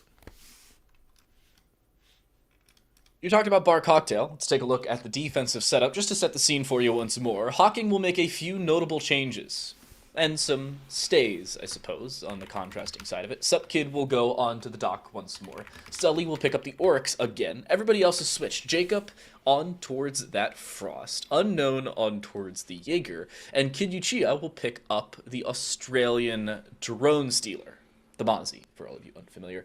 I like the setup for Hocking. It seems like they want to set up a little bit more of a flexible hold, more roaming than we saw in Villa, similar to that of what we saw back in round number 8 when they won Bar Cocktail on the top floor.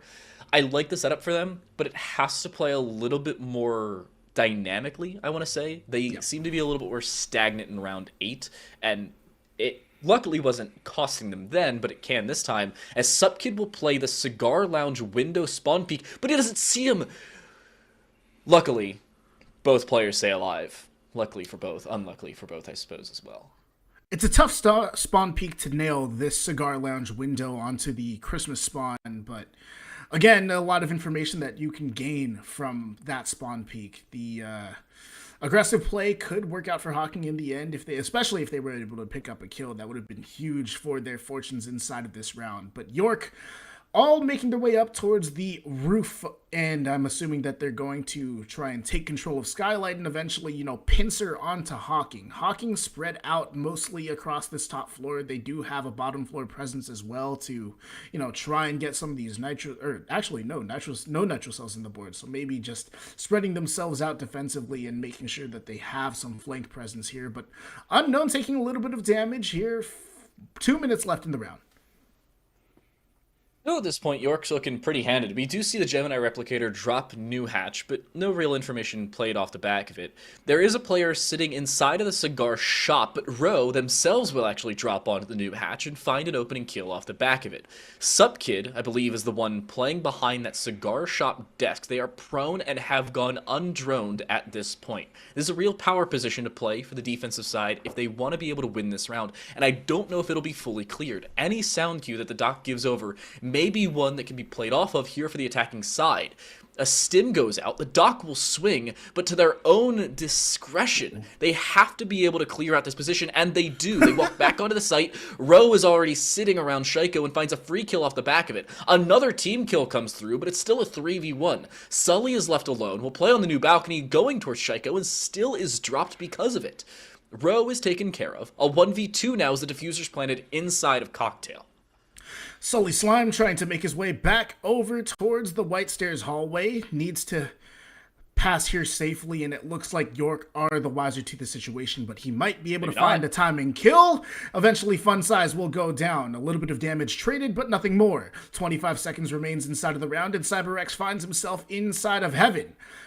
He only needs to waste about 12 more seconds of this, as you need a few seconds to defuse. He will eventually pick up that gunfight. Sully Slime goes for the swing. Nothing doing for him, though. And York, stay alive once again. They're 1 round away from tying us up. Pretty good setup there for York as well. Get the diffuser down, play away from it, but still actively take a fight. Don't allow yourself to be swung. It's swing or be swung, and they swung. If that one makes any sense. Long story short, they won the round. York will still stay alive here on Cafe. 5-6 at this point, round 12 now on the board, and Hocking instead going back to Kitchen, the site of which they have won once and lost 0 times. They will head back to Bar Cocktail, of which they are 1-2 on. maybe not the most advisable of decisions, if I do say so myself.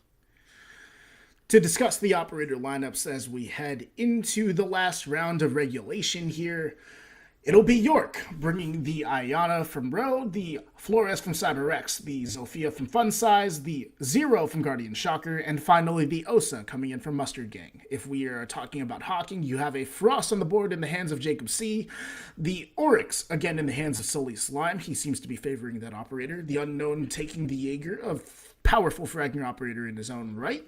It'll be Supkid, tasked with the late round heroics should it come to that point, with those smoke canisters, and then finally Kid Uchiha on the Aruni, using those Aruni gates to maybe work in terms of some utility dial in a pinch, but overall just some ways to limit the amount of ingress that York can make into the map. Supkid is playing on that smoke, as you mentioned, but instead of bringing the Mossberg as is usual, instead they're bringing in the FMG-9, something you usually see when you see a Nook. Not many other operators have it, nor favor it, because the SAS operators like it a little bit better. I like the setup here for York, but the real problem point is, can they get the real estate they need? They have a decent bit of information to play off of, but I like CyberX on the Flores. I appreciate the Zofia coming through from Funsize Ain't Fun, but they need to be able to frag out with it. That they do. Finally, you can see things. We're Yay! terribly sorry for the technical delay, but I hope you enjoyed the unorthodox casting style that we had to pull there. Some reinforcements might be missing here from this Hocking side, actually, as the Flores drones singing true, creating a lot of chaos inside of the site, and they're giving up a lot of the space here. You can see that Hocking, for the most part, just kind of sticking here inside of this cocktail lounge. They do still have control of Pixel in the freezer, though, so maybe not all is lost. But a risky proposition there, all things considered. You allow those Flores drones to make so much damage inside of the site. They're also gathering some information as well. So, York, I'm loving the tools that they're bringing to the board here. Information plus damage plus chaos. Maybe the greatest trio to ever grace the game of Rainbow Six Siege. Funsize Ain't Fun, aware of the possibility of the run out, will take care of the default cam, albeit about a minute and a half later than they probably should have, but we'll take care of it nonetheless.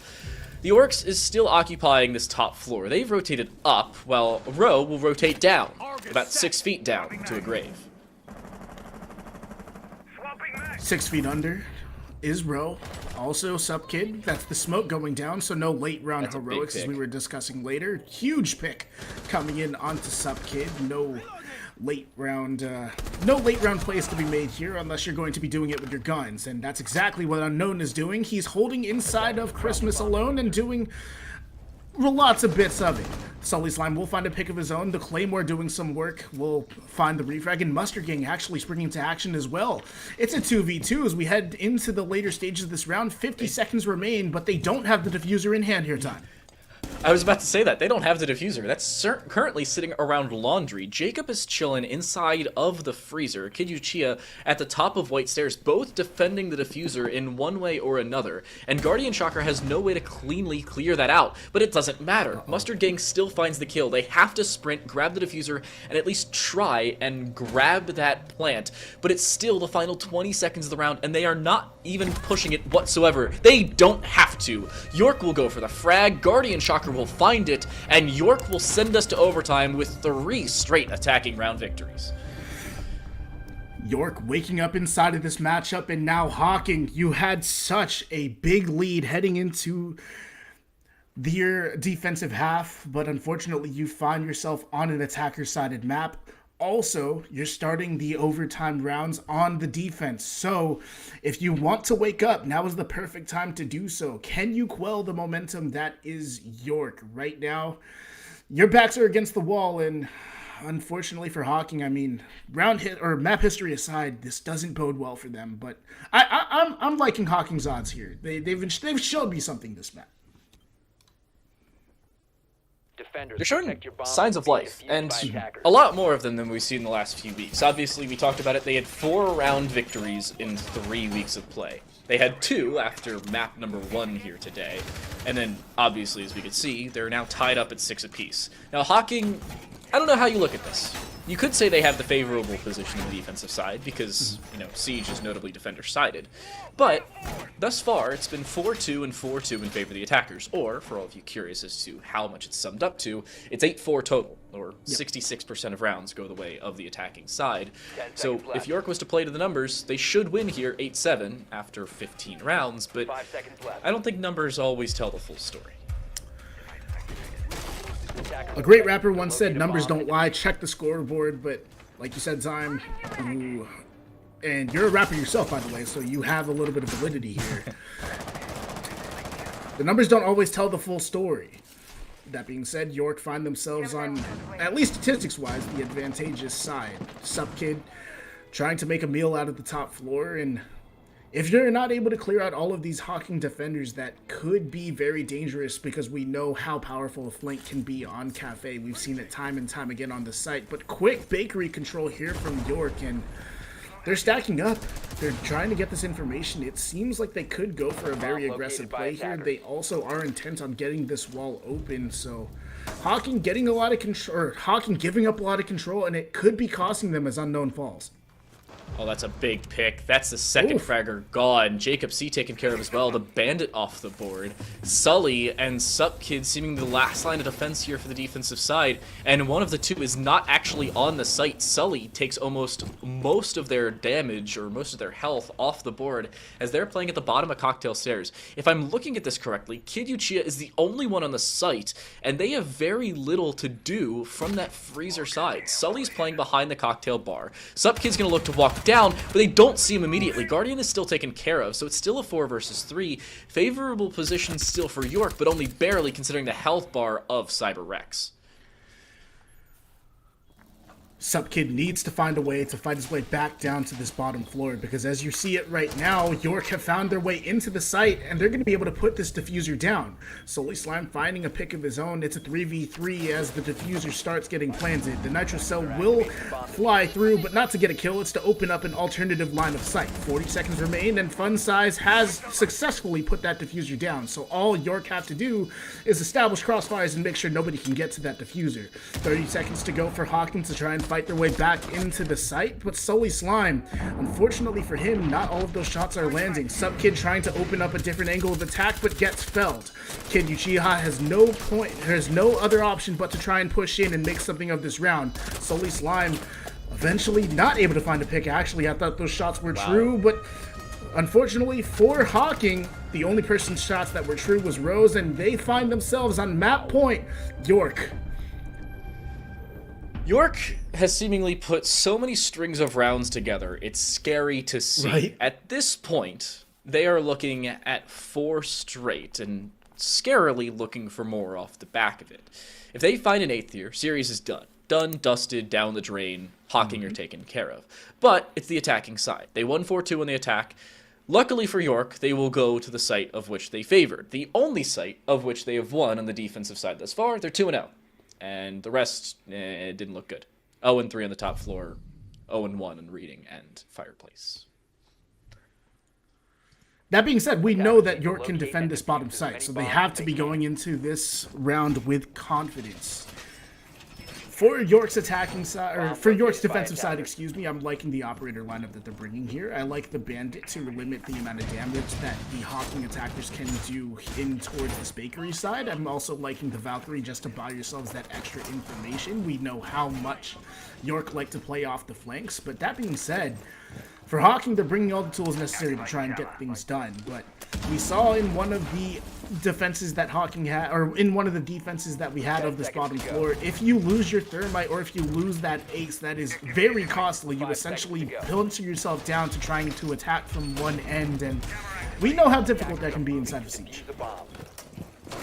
Consistency always a chaotic conversation, especially when it comes to the Great Game of Rainbow Six. That is a weird castle barricade. It seems like a turtle setup minus rotations on the site itself, which I suppose could work, but the problem you may run into is being able to actually deal with some of the pressure being put on by Hocking.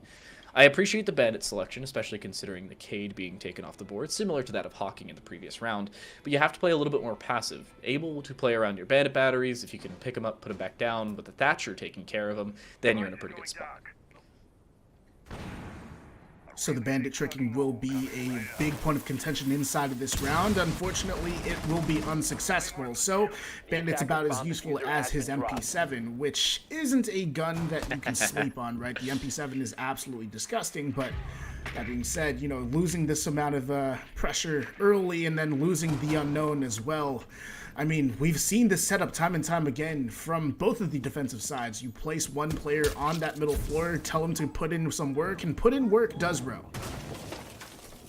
Seems like the go button's about to be pressed here for Hocking. Asphyxiation bolts going to the backside of sight. Fun size ain't fun, looking to push down cocktail stairs, but they are being held. CyberX finding that kill onto Kid Uchiha means Fun size does not have to pressure, at least not just yet. Two players already felled here for Hocking with no clear avenue onto the site other than a single breach. Some information is gained, as it seems like Sully Slime wants to try and take care of that bandit. There's a shot, a pre-fire kill goes the way of the 5.5611, but they still have to clear out Guardian Shocker. Sully is dropped long range. Fun size ain't fun, actually got that kill vertically and is able to finish him off as well. A follow-up, Jacob C taking a decent bit of damage, and Sup Kid and Jacob C, the last line of defense here for Hocking, as they have to attack or they're gone.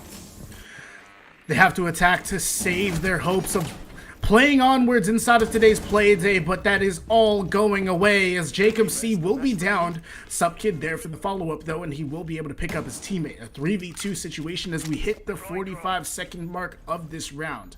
But York all content on just sitting inside of the site or sitting in these extended positions to make themselves as unpredictable as possible, and you can see the setup coming in for the flank. Hocking with no choice but to push inside of the site and try to get the diffuser. Actually, they're not carrying it. They left it. They left it there. They're going to head back out, try and pick it back up with the Playmore there to deal with the flankers. Suddenly it's a 2v2, both of the teams on site. And Sup Kid, a beautifully timed kill, finds Mustard Gang. The diffuser will go down. Row unable to pull off his heroics, and we're headed to round 15 time.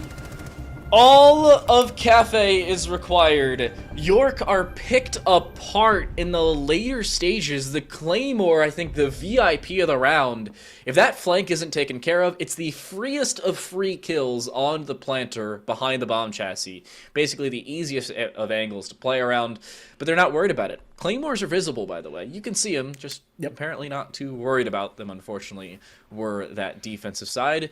York will now switch back to the attack. Again, on paper, the favored side. Thus far, it is now 10-4 on this map.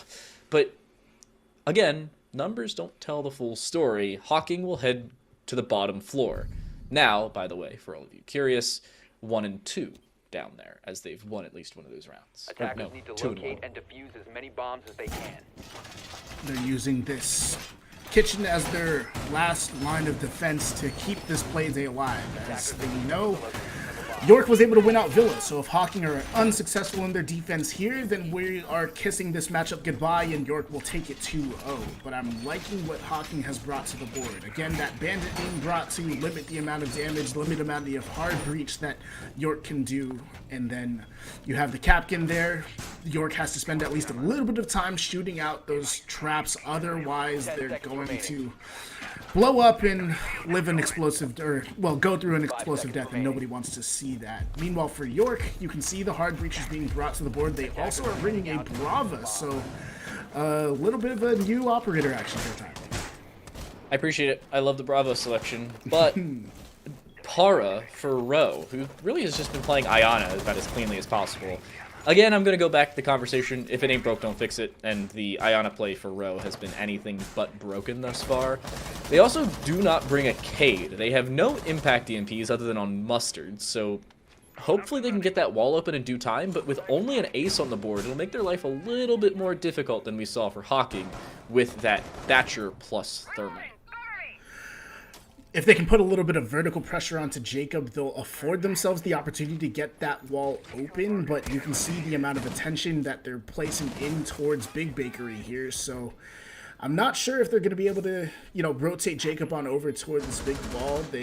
I'm interested to see what position Mustard Gang is taking up as well. As we have discussed, he has those EMP grenades in pocket and is going to be a very big turning point inside of this round. They I'm not sure if he caught the shoulder there. Fun Size did. The gunfire will be traded off, but no kill as of just yet. Unknown will go down. Sully Slime able to re-peek and eventually take down Fun Size. So 1-for-1 trade as we hit the minute and 40-second mark.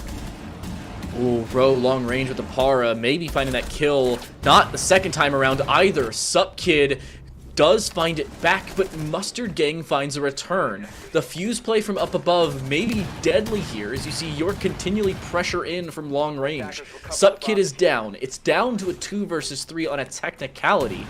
High ground seemingly favored here, as you could see, Jacob just looking to go up there. Can they find the fuse and take care of them and make sure that York cannot play vertical? Jacob says, I'll do this myself, but it might be a matter of timing as Kid Uchiha makes his position known from inside the freezer, trying to use the barricade to his advantage, but Mustard Gang trying to put that diffuser down. If he gets that diffuser down, it is a dangerous position for Hocking to be in. As we know, Sup Kid has been down. They're essentially in a man disadvantage situation, and there goes the diffuser. There's a sound cue. They're picking up 2 big kills, and Kid Uchiha's alone. He has to pick up these kills if Hocking has any hope in hell of taking this round. Finds the angle onto Mustard Gang, but he also makes his position known there. 25 seconds remains, and he has to start aggressing in towards this diffuser. He's quickly running out of time.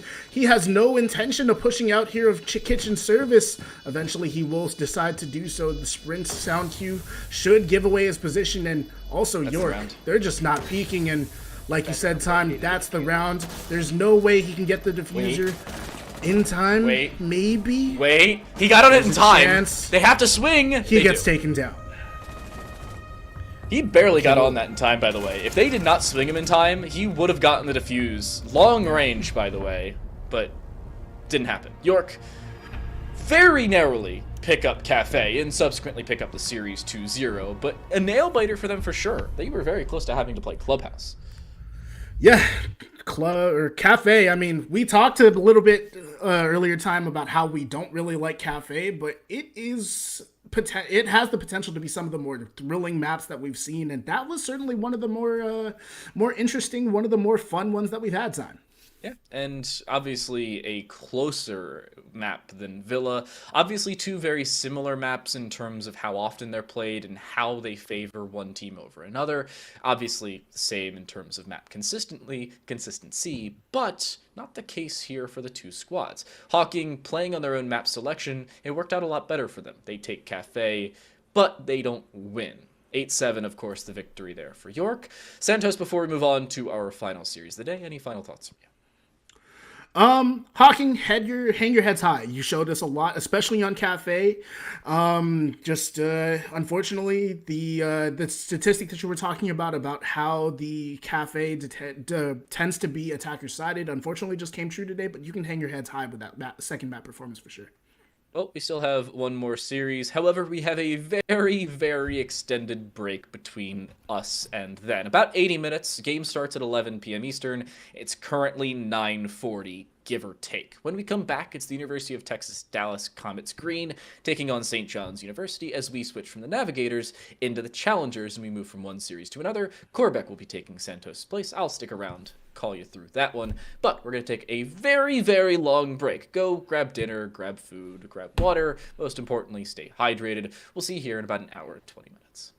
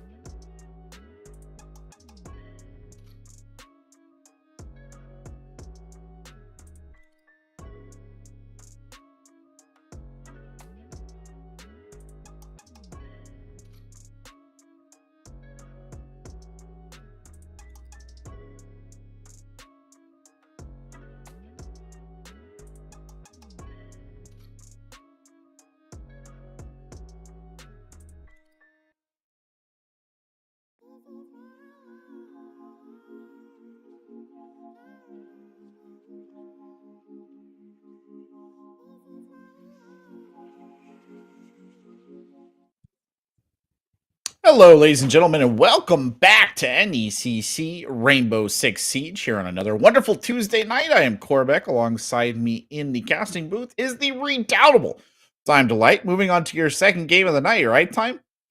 Yeah, first game, a bit of a banger. First map was a little slow, but second map really caught up. All 15 rounds required on There you go. Cafe. I'm hoping to see more of the Wow. same. Wow, 15 rounds. Good Lord in heaven almighty. That's a lot of siege. Well, I hope you're ready for another one because it's a late night best of 3 here on the docket for you guys tonight, and it promises to be an interesting matchup. We're looking at a little bit of a bottom table clash, but those have a flavor all their own. It's the UTD Comets Green versus St. John's University. Let's go ahead and jump in here and take a look at our standings overall in the Challengers division. This is Challenger Central. Get an idea where these two teams are. Yeah, you can see you're talking about the bottom of the table. That's about where it is. SIUE Red. Actually, my school is in between these two teams. 7th for UTD Comets Green, 9th for St. John's University. Both of them looking to snap a little bit of a losing streak for all of you curious.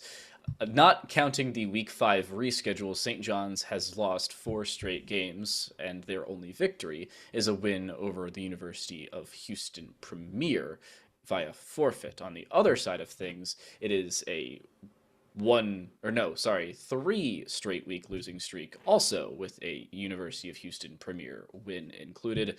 Neither of these teams have actually won a played game. UTT Comets with a win by a forfeit over both SIUE Red and UH Premier. On the other side, St. John's with only the win over UH Premier via forfeit. Well, there is some good news there for them then tonight because one of them has to win a played game here. You can't both walk out with an L. So that's good news. Let's take a look at the UTD Comets Green lineup here. It's to Kill a Fiend, Earthquake, Brian BC01, Skilip, and Cherry Blossoms. They're running it out. A older roster here. Quite a few juniors and some seniors in the mix as well. So some experienced players on the docket here. But let's take a look at our other side. St. John's University. Stoppable coming in. The Heretic, Winged Hussar, the Magic Comic, and Sun Tzu. The Art of War making an appearance here in our second match of play. Yes, the Art of War. It was cool before business douchebags ruined it by taking it and trying to apply it to their corpo ways. But anyway, I digress. A younger roster on the deck here for St. John's. And to be honest, I actually watched them play last week, and they put in a very good performance time against Murray State Gold. The scoreline there was 0-2, but I don't think it was quite reflective of how close those matches were. And I'm excited to see them back on deck here, but let's take a look at where we'll be playing here tonight. And well, I can't say it's a particularly thrilling setup here, is it, Time? What are you talking about? These are the most fun and least played maps in the competitive pool, he says satirically, knowing all of them either used to be or currently are one of the 3 most played maps in competitive play and the least exciting, considering they are the most seen. Yeah, it's one of those days. We do have Oregon Clubhouse Cafe Dostoevsky. We have already seen Cafe, and honestly, it was a bit of a banger, so I'm not too upset about seeing Cafe again. However, Oregon, I have played that 3 times already today. I'm interested to see how the teams can bring a new bit of strats to the play itself. Always interesting to see how teams play the old classics, right? That's always a good bit of fun. So maybe they'll apply the principles of the Art of War. You never know. Oh, sure. The greatest battle is the greatest art is winning without fighting. So I think we're already past that point. The ship has sailed, so we'll have to revert to the other arts of conflict there instead. I mean, I don't think there's a lot, we can really add to the discussion about maps like Oregon. It is what it is, right? Everybody knows the map, everybody knows how to play it.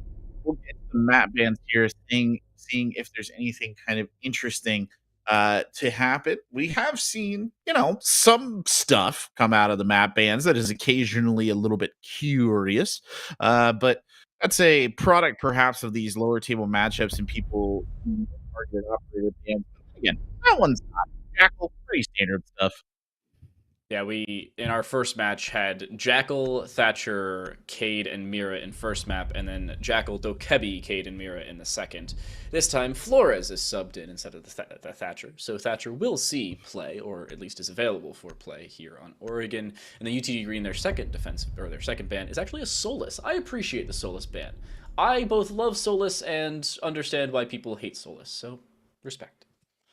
Solus is a incredibly strong operator when used correctly, and so if you think that you're running into a team that might know what to do with her, it's not a bad idea, honestly, to take her out of the pool.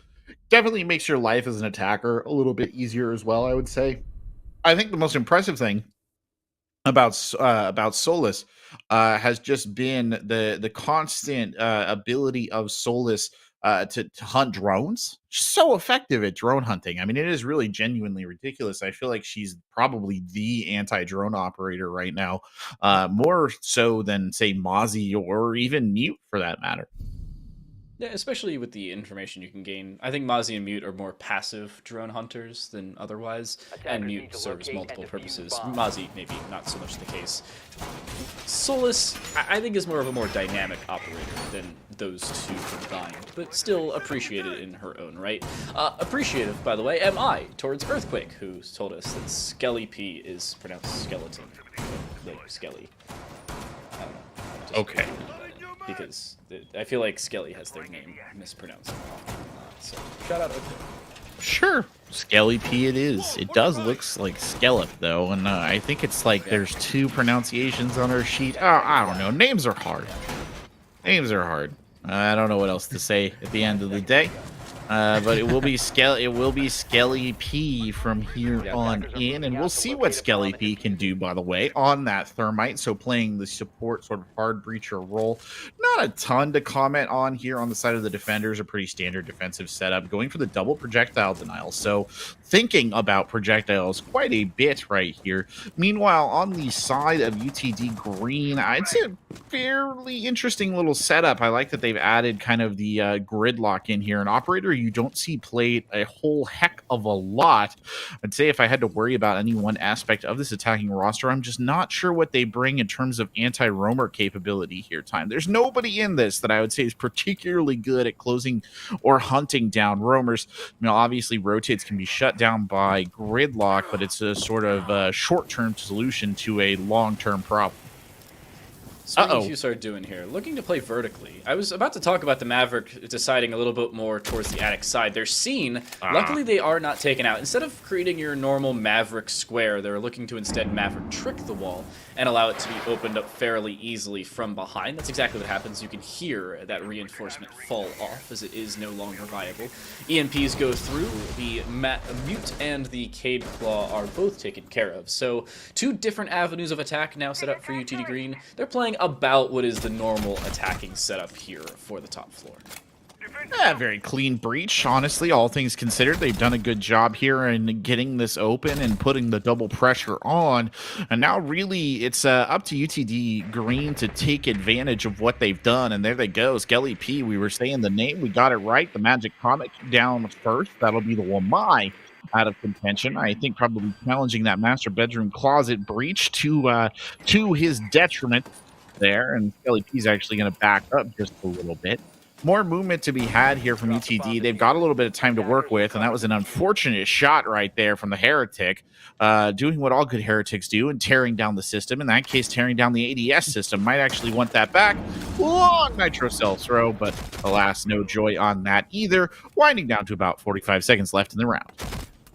Here's the aggression coming through. Nice flash over the top. Wing Qsar is forced back. There is no line of sight into attic from the trophy side, so Wing Qsar is safe for the time being. The Heretic swing does not actually turn into a kill, but instead just damage, of which is capitalized upon from behind. Sun Tzu turns the art of war into the art of gunfire, and turns that into what can be a retainable round here for St. John's. But it's Unstoppable who needs to be just that if they want to win this round. The rotate in through attic. They are not heard. Their whereabouts certainly not known, but Brian, the 90-degree swing, not even looking that direction, still able to find the kill and still able to give UTD that first round. Good reflexes on the sledge. waiting, quick turn. I mean, it was a valiant effort right there at the end by Unstoppable, and unfortunately, the crosshairs just in the wrong place at the wrong time.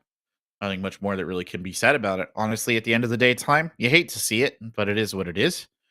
So we'll go ahead and move on now to round number 2. So a successful attack there from UTD Green. I'll be honest, they did everything that they needed to, and they did it all kind of the right way.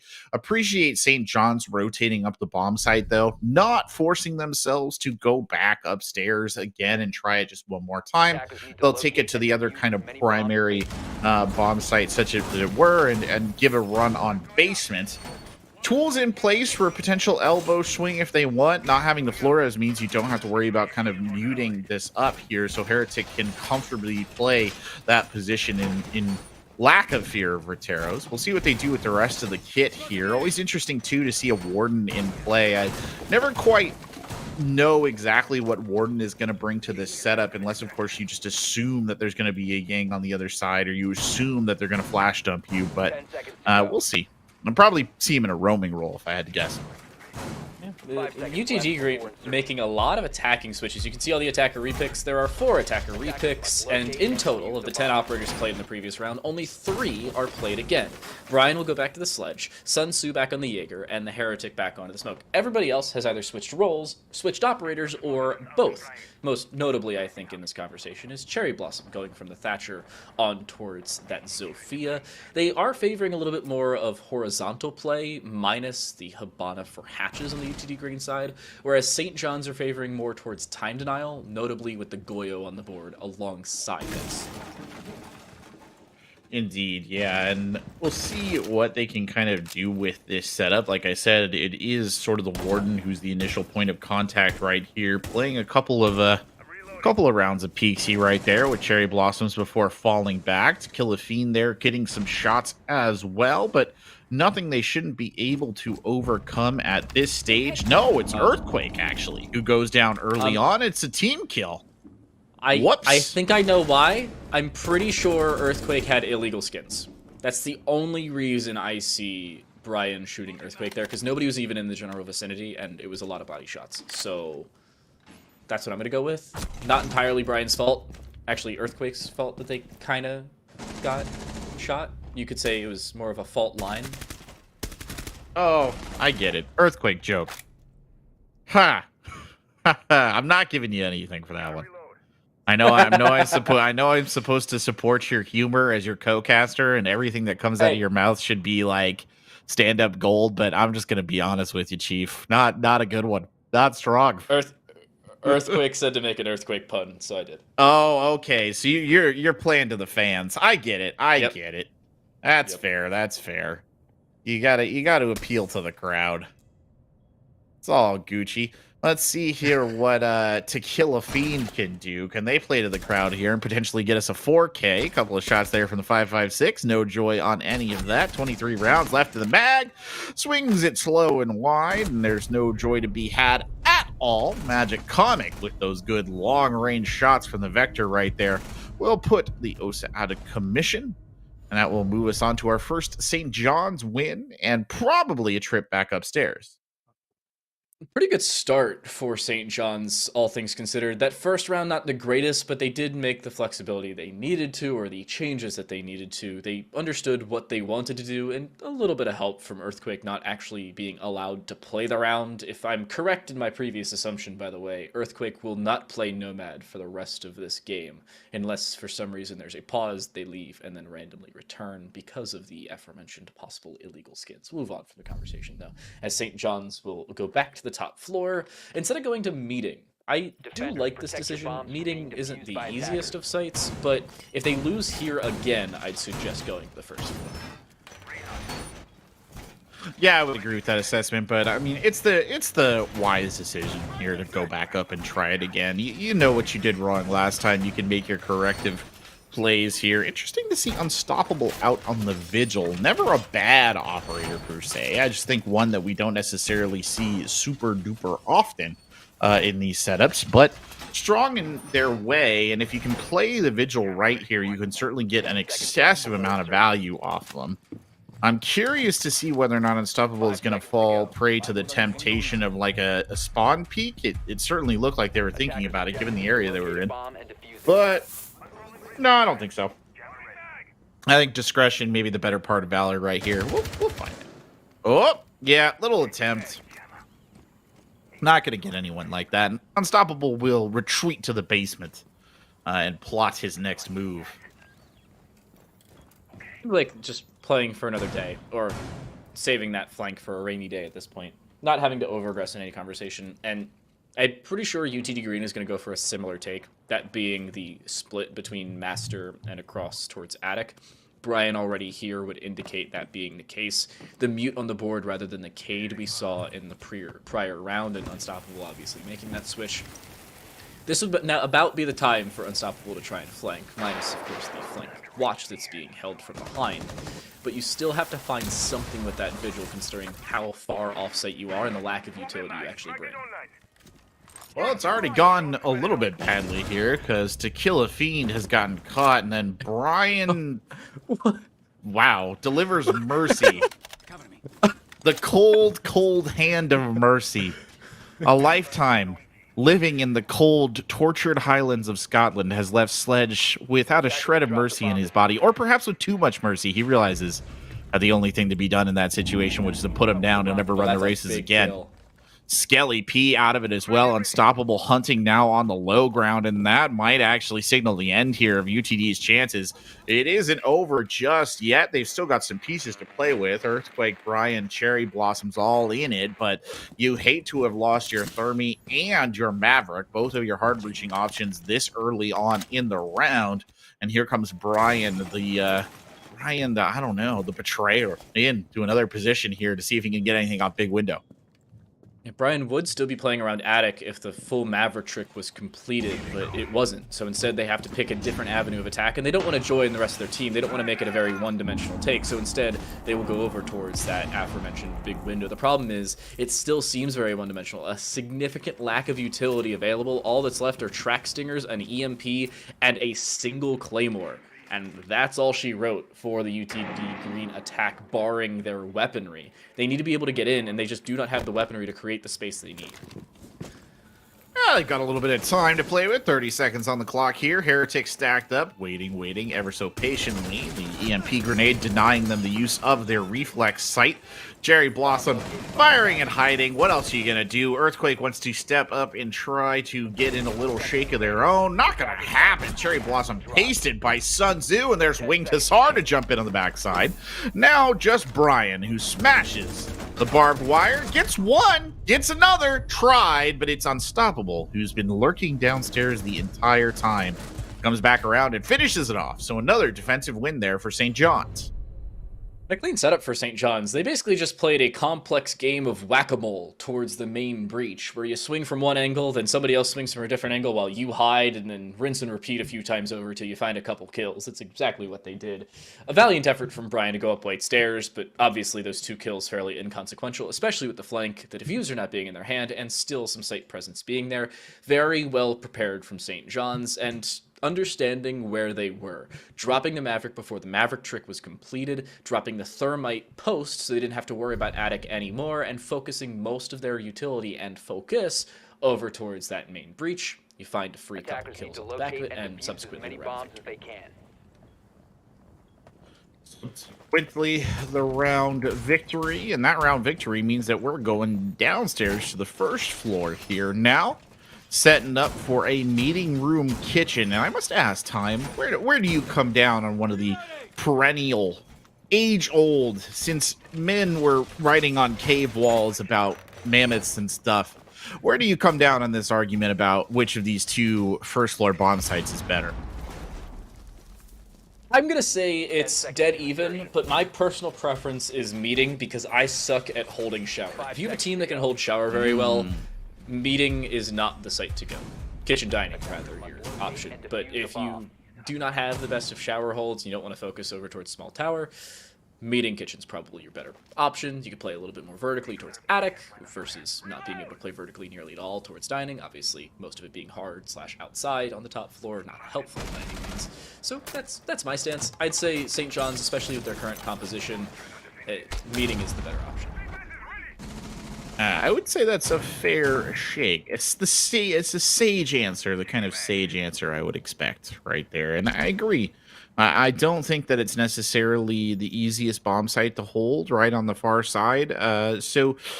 Especially if you don't feel comfortable in terms of your coordination, and I think to a certain extent, St. John's feels like they probably still have some kinks they want to work out. So not a bad choice to go back over to meeting. And here we are on the top floor again, and To Kill a Fiend brave enough to turn their back once more on Brian, just in case. They've got a Wamai waiting for him, and he's going to let him know that he's hiding behind a shield with an AUG. Actually got Unstoppable backing him up as well, so 2 bodies on here to try and prevent this attic take. And, well, it makes sense. You got to hold this high ground. Can't just give it away for free. Brian's got frag grenades, I think, to still play with here in the tank. Yeah, both of them on board, and I'm assuming there's some magnets around here somewhere. That said, I think Magic Comic just used one, so he's got a little bit of protection for a fallback here, potentially. They just burned all the magnets, I believe. Magic Comic is forced out. The nade thrown through. Now, one more magnet was indeed available. That catches the nade out and does not blow up the shield. I'm not sure if they throw in another. They do indeed. It lands and it takes care of the shield, but more than enough time to back away. They do look to aggress. Sledge pushing forward there is taken care of. Good pickup by the Magic Comic, who's still looking to aggress over towards the window where To Kill a Fiend currently sits, but there's no more aggression from St. John's. They're measuring their over-aggression and still being able to find those kills, while the rest of the team seems to go over towards this kitchen side. Well, there you go. 40-ish, 45-ish seconds on the clock, and To Kill a Fiend is down. The AUG claims one. The Heretic claiming another right there. Earthquake is up inside of Dining, but not a lot to go with at the moment. Cherry Blossom in a similar yet not great position. And here's Heretics. Speaking of position, cheeky little floor hole right there. A true battle of verticality. At the end, Heretic does go down. Indeed, it was a very nice shot. Cherry Blossom forced to whip out the old sidearm there. It avails them not as well. The SMG sidearm a little bit stronger. Can't finish it off on Earthquake, though. Earthquake, 11 seconds left in the round. Gonna run onto the kitchen bomb site. Let's see what they got cooking. They got one. And unfortunately, no other target will present itself. And with no diffuser, this is where the round will end. So another defensive round win there for St. John's, stacking them up over time. Earthquake had to make the run back to the market to grab the diffuser before trying to cook anything in the kitchen. And UTD Green cost them a little bit off the back of it. St. John's complete the rotation. They go bottom floor, top, and then meeting kitchen. They will go back to the bottom floor with a carbon copy of their round 2 composition. Again, I'm very appreciative of the Warden. At this point, honestly, unless you're only bringing the Warden for the 1.5, I'd suggest a Valkyrie, especially considering there's been a lack of flash/smoke utility from the attacking side. But if you are playing for the 1.5, then, you do you, go frag out. Yeah, that actually is the thing that I have been, I wanted to miss. I wanted to mention. I didn't want to miss it. They should probably be using a Valkyrie. Honestly, Valkyrie's such a strong defensive operator, but that being said, Valkyrie is one of those ops time where I feel like she's banned so much that it is weird to actually have her in a game where you can play with her. You know what I mean? You're almost like, oh, do we even do this? We've never used a Valkyrie before because we just always assume she's not going to be available. But I would agree 100%. It would be a strong op for them to have in their corner here, and I think would provide them with sort of some much needed intel, especially on the kind of downtimes in rounds. We're seeing some moments here where UTT Green is sort of hesitating or trying to kind of figure things out, holding up in certain positions. And that's where black eye cameras and cheeky spots shine, right? Because they give you a good idea of what your opponent's spread is and where they're planning on going. Information seemingly lacking for the defensive side. They have no extra information gaining operators unless you count Malusi in that conversation, which I'd suppose that could be the case. More a warning system than information gathering, but I suppose 2 Ps, same pod. UTD Green, other side of that same conversation, the extent of theirs is really just the Nomad. Everybody else more for fragging, no information gaining other than obviously the drones that they have on the board. They don't have a definitive plan, at least not as of this point. Nobody's going towards dirt, maybe a main/blue stairs take, but Unstoppable, now walking through Z, may be able to find the perfect timing. No, swings a little bit too early, is not able to find the kill into the Zofia. Information is victory time. Never forget it. I actually think that might be somewhere in Sun Tzu's Art of War. I don't know. It's been a while. But information is victory. It's how you win. And people sometimes forget that that applies to Rainbow Six Siege. I mean, these tools exist for a reason. And speaking of a situation where information would be victory, right here for both sides in this situation, information would be incredibly useful. And I actually saw a drone of UTD Green lining up right there. And here it comes, just giving him an idea of what to expect. And that's why you see Osa leading the way to kill a fiend there, setting up the Talon shield and preparing to hold on that sight line. But a slow overall push here, I would say, from the side of UTD Green. The caution pays off, though, because Wing to Star gets pasted for a small portion, or a large portion, I should say, of Earthquake's health. But Unstoppable, the next roadblock here for him, time, and one that they're not able to get rid of particularly easily.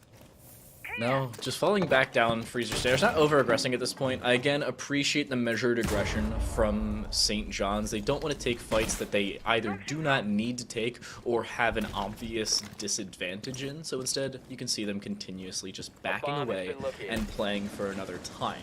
Cherry Blossom prepping on the side with To Kill a Fiend. It does seem to be a dual-pronged attack, maybe even a third add to the Poseidon's Trident, as they'll look to drop the meeting hatch, go down the back stairs, and look to push Freezer all in about the same 30 seconds as they finally start their push forward. Now the old bashing of the barbed wire there, trying to open up some different avenues. There's a stun coming in from the lifeline, and here's the push. Skelly P finds one. Brian down the other direction. Unstoppable on a sliver of a health right now. A stiff breeze would knock him over, but he's capable of handling his sidearm still. Cherry Blossoms quickly evening it back up right now. That just leaves the Magic Comic and the Heretic here to fight this one out. Good swing from the Magic Comic. He picks up two. Earthquake pushing in. The last one left alive, and another defensive round win from St. John's right there. This poor Osa goes tumbling across the screen. St. John's again holding for time, and it works out perfectly for them. The diffuser not as much of a factor in that round, but they still needed to find a place to get it down. They only had one avenue of attack. They couldn't open up that freezer wall, and because of it, really funneled into a single point of contention, of which St. John's had more than enough to pressure it down. Also, some pretty clean shots across, if I do say so myself, courtesy of the Magic Comic. You were talking about it, by the way, the information is victory statement. Ironically enough, it is not from Sun Tzu, but it is from another kind of person with a similar name on their team, the Heretic. It's from, quote, the Horus Heresy. Information. Attackers need to locate and defuse bombs. Information is victory. There's your lesson for the night, viewers. Information is victory. Go forth. Drone things. Actually, I don't know that I'm allowed to tell you to drone things. That could get us in trouble. My views are not that of the NECC. I don't know where the NEC stands on the incorporation of drones into the world of modern warfare. But here on round 6, there is at least one drone denial operator in play, and that is Mute, who, as you pointed out when they were up here previously, they seem comfortable with slotting out the Kaid and slotting the Mute in instead. I actually think that's an interesting choice, time, because, you know, there used to be a day, right, where Mute was a genuinely quite strong hard breach denial operator. Not really the case anymore, but I'm trying to figure out exactly why they're making that choice, I guess, is what I'm getting at. Do you have any thoughts on that? I mean, it's always a situationally based dependent conversation, but if I'm to be honest with you, I think UTD Green would apply a little bit more there. I'm trying to... I don't know. I'll be honest with you, I don't know. That's fair. I would say that it probably has something to do with the overall util that Wing to Sar brings on the Mute, and just sort of the acceptance, right, that the Maverick is going to open up the wall with the Electro Claw no matter what, right? That would be my guess, I guess, as to why they're making that choice. That would make more sense, but the conversation about consistency for UTD Green is, does it hurt them more than it helps them? Because it seems like trying the same thing over and over again and expecting a different result, as our great friend and Canadian comrade Binks likes to say, is indeed the definition of insanity. But does it work for them if they can figure out a way to flex their own operator lineup to what can be a round victory? That's fair.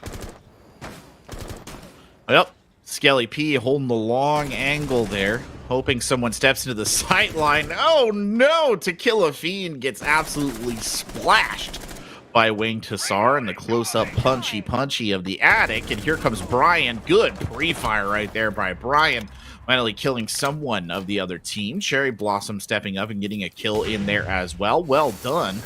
And that, I think, should allow them to open up the closet wall. Unfortunately, Brian's success short-lived, taking down by Magic Comic, who's just been on fire these last 2 rounds and a real threat here. And Magic Comic's going to go ahead and light another one up. Catches Cherry Blossoms wide. Magic Comic gets one more. It's Skelly P.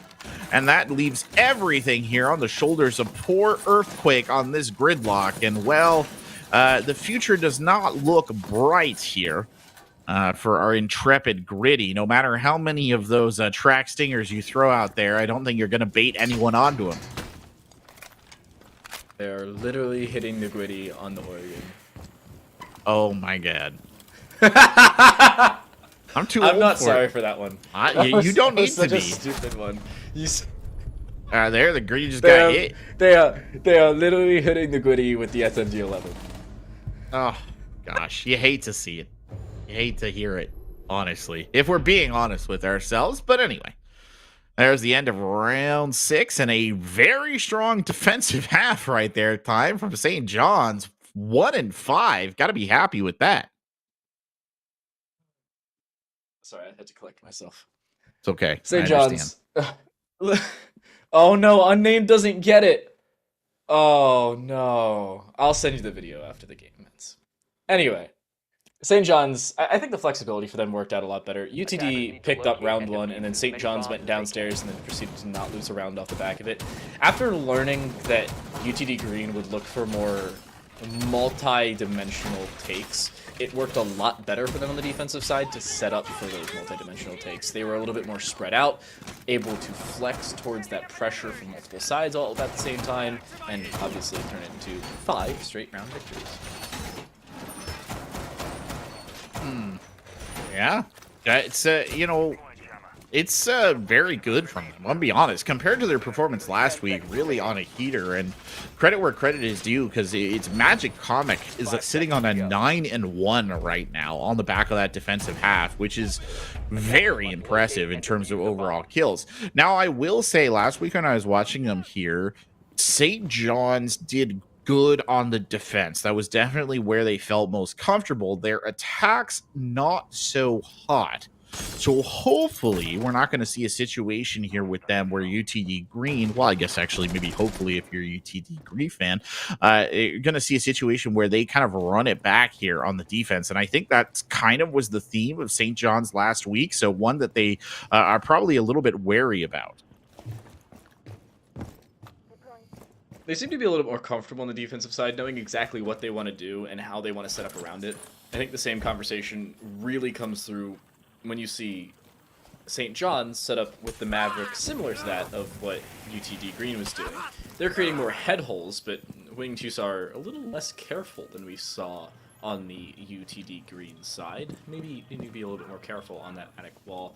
Could cost them their life more than it opens up an avenue of attack, but Skelly P, very lucky to be alive. Luckily for them, they're Doc, so they are right back up to full HP. It's the magic of modern medicine. Unfortunately, Skelly P, physician, heal thyself. He can't do it. He doesn't have any stim pistol shots for himself when he's getting gunned down. That's an unfortunate aspect indeed right there. Sun Tzu firing out. Attempted electrical on Trick, but the second EMP grenade is going to render that mute. And there is the big old exothermic going off. Cherry Blossom holding tight here, shotgun in hand, waiting for anyone to step in through those 2 breaches. And that is also going to precipitate Earthquake coming back to roost here. See if they can do something different up there. Watch out for that breach, Earthquake, going wide on that. Need to be a little bit careful of where people are handling angles. Unstoppable stepping up into Trophy. And here's the shotgun over the head. Oh my. Betrayed The Mossberg. Oh, they didn't expect the crowd. She hit him with it. And Cherry Blossoms is down as Unstoppable picks up 2 kills right there. Heretic finishes off Cherry Blossoms. It's a quad kill for Heretic, and then Winged Hussar jumping in at the end for a flawless round time. And very well executed by St. John's. Stolen ace. Stolen ace. That's all I have to say. Heretic had their ace stolen. They were still very much alive and had the pistol available. You gotta feel bad, but still a very good flawless round and a clean quad kill there. And good awareness as well there for St. John's. You could see the flank being set up by Brian. Originally, it was Heretic holding the flank on the meeting stairs, all the way on the other side of the map, waiting for Brian to walk up. But instead, Brian decided to go up Arsenal stairs instead, and died in that same conversation, or Armory stairs, and then died the exact same way on the flank, not really aware that somebody could be swinging them. The information more than there for St. John's, and UTD Green will have to face 5 straight map points if they want to send this one to OT.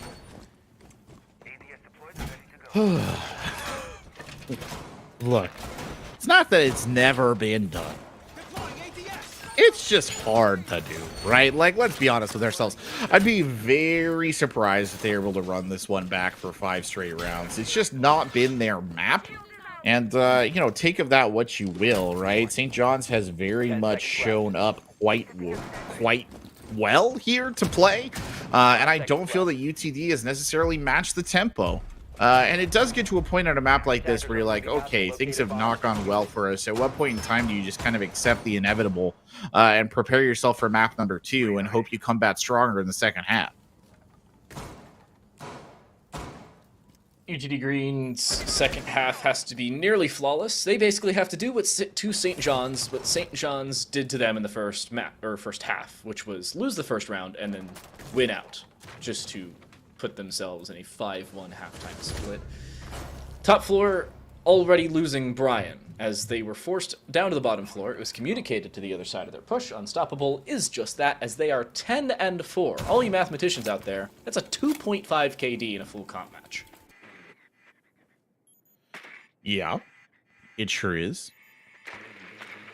Unstoppable has been one of the movers and shakers here. Honestly, the entire side of St. John's has been getting into the thick of it, but obviously Magic Comic and Unstoppable.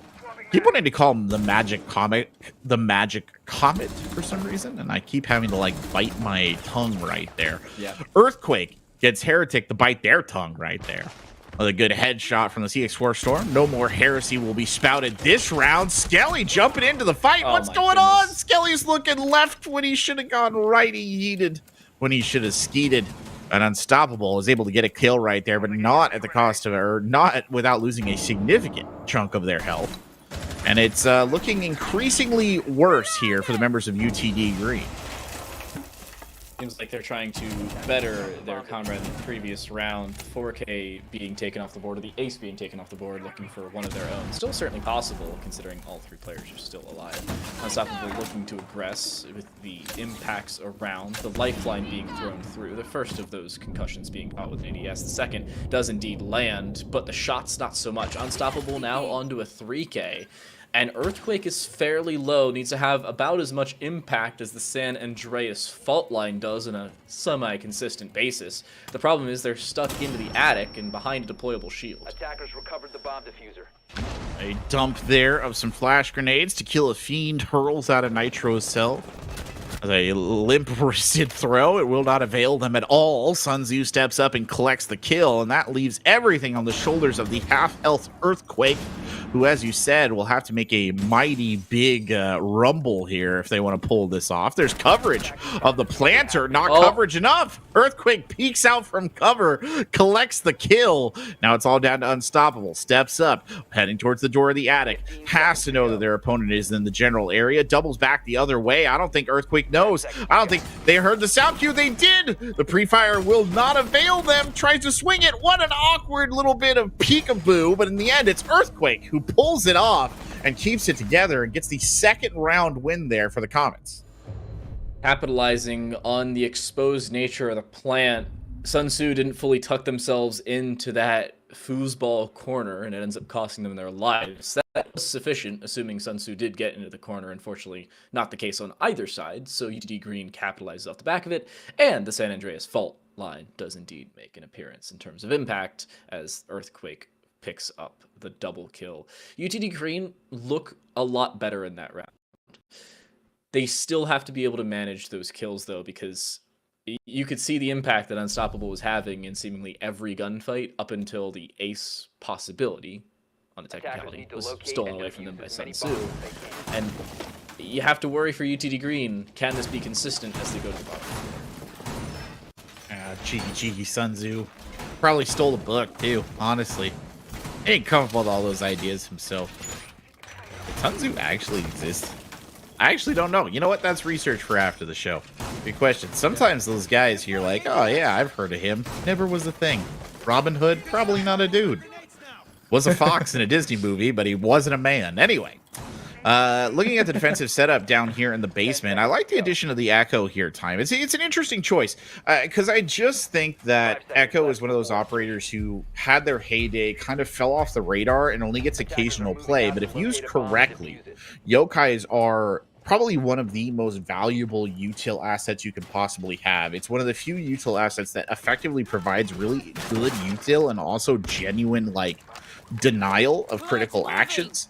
And I will also add how interesting. They have a Brava in play here as well, which we haven't seen a lot of the new op Time, but she does bring a very interesting kit, as we can see here from the little, what is it, kludge drone, doing some work capturing some cameras. That little bit of intel could be quite valuable, all things considered. So there's the two contrasting points. You have the clutch drone where obviously you could go in and hack the first bit of information or utility you find, i.e. default cameras. But the question is, if there's a flank, you can sure try and find those default cameras and use them to the fullest extent possible. But the other side of it is that the best usage of an entire primary operator ability? And most players would try and go for the Melusi Banshees, maybe those Echo Yokais. It's never really a consistent notion, but obviously a conversation point. The Iona taken off the board, Magic Comic is taken care of, and the second main fragger is off the board fairly early. A 3.0 on the SLR, though. I gotta say, I appreciate it. I like the 3.0. Maximum sightage. Nothing better for close quarters combat than a 3.0 sight to kill a feed. Trapped in the armory. Looks one way, looks the other. And Wing Tassar picks up the kill right there. Really well executed bit of play, honestly, by St. John's. I kind of like that. That was skillfully done. Good comms right there to bait as well. Earthquake, unfortunately, I don't think feels particularly comfortable playing on the Yokais right now. They might become more of a factor in a late round situation, but Brian is still holding up here in Freezer. And to their credit, UTD Green has done an okay job of holding the wave of St. John's back. Oh, lucky there from Brian. That could have been so much worse. Showed a clean pair of heels and nearly got caught out for it by Unstoppable, but it will not be the end of the round. There's the clutch drone going through. It will be shot out. There is still the second clutch drone available, should it be required. Heretic still looking to swing. A dual-pronged take. One in through this Freezer side. Actually, a second now joining them. So two players, both in main, and the other two over towards the Freezer half. Unstoppable walking up to the Freezer door, and Toxic Babes being relayed in towards main, but they can still push off the back of it. Decent bit of damage done, but a down onto Wing Husar, and the VIP has fallen in Sun Tzu. The gridlock taken care of. The spray is there, but Unstoppable just holds W through. Skelly P, close corner inside of Laundry, is left alone in a 1 versus 2, but he can't find the second. Unstoppable cleans up information. Is victory, Corbeck, as St. John's will turn it into a map victory.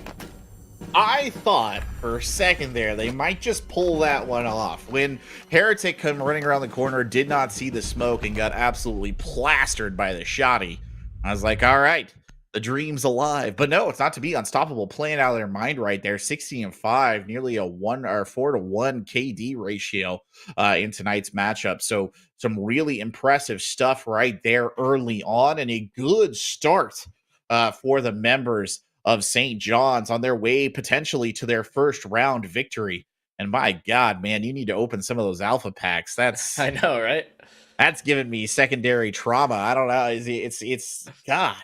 Imagine having 245 alpha packs. I don't play the game enough to have that many, but what a concept.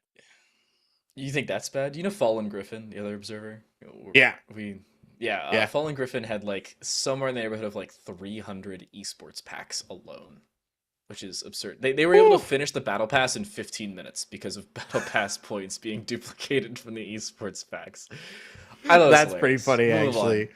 Anyway, Speaking of moving on, game. map 2. Clubhouse is our second map. A 7-2 victory. Exactly.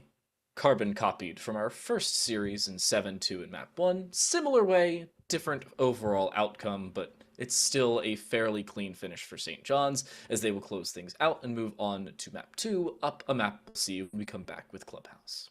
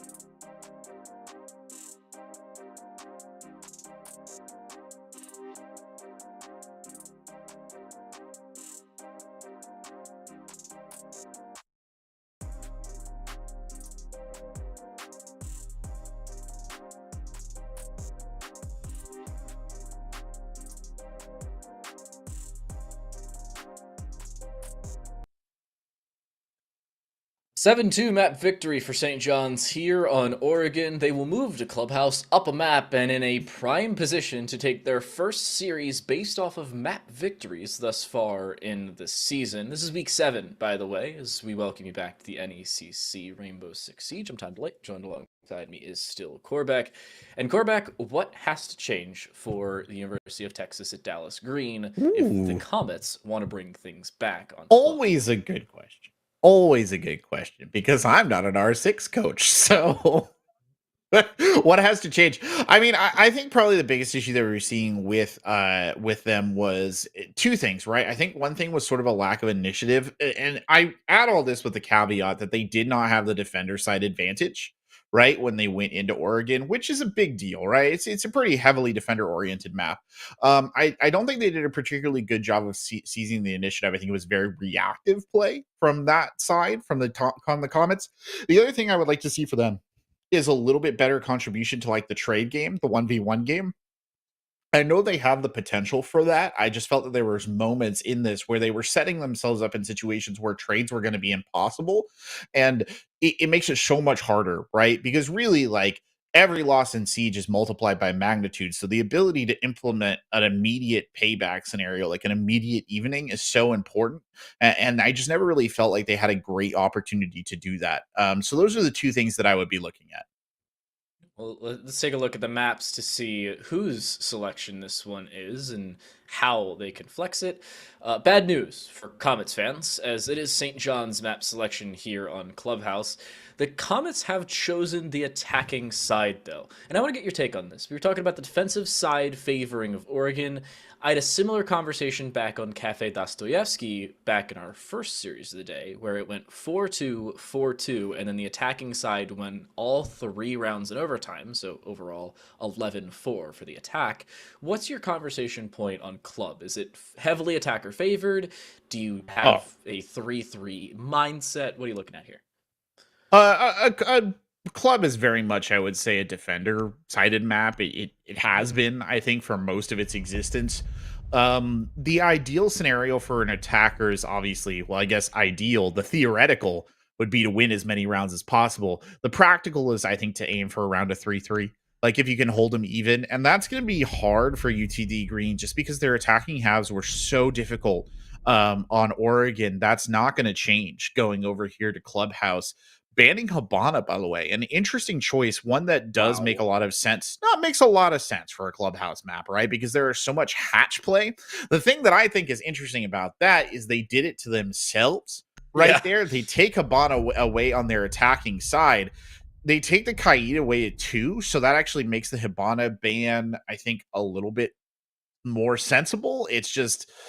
yeah, it's always rough. It's always a really hard position when you're on the attacker because you know that the side swap is going to come, but you don't want to disadvantage yourself, but you also don't want to give opponents the advantage. So if they feel comfortable playing around at time, they can take that ban.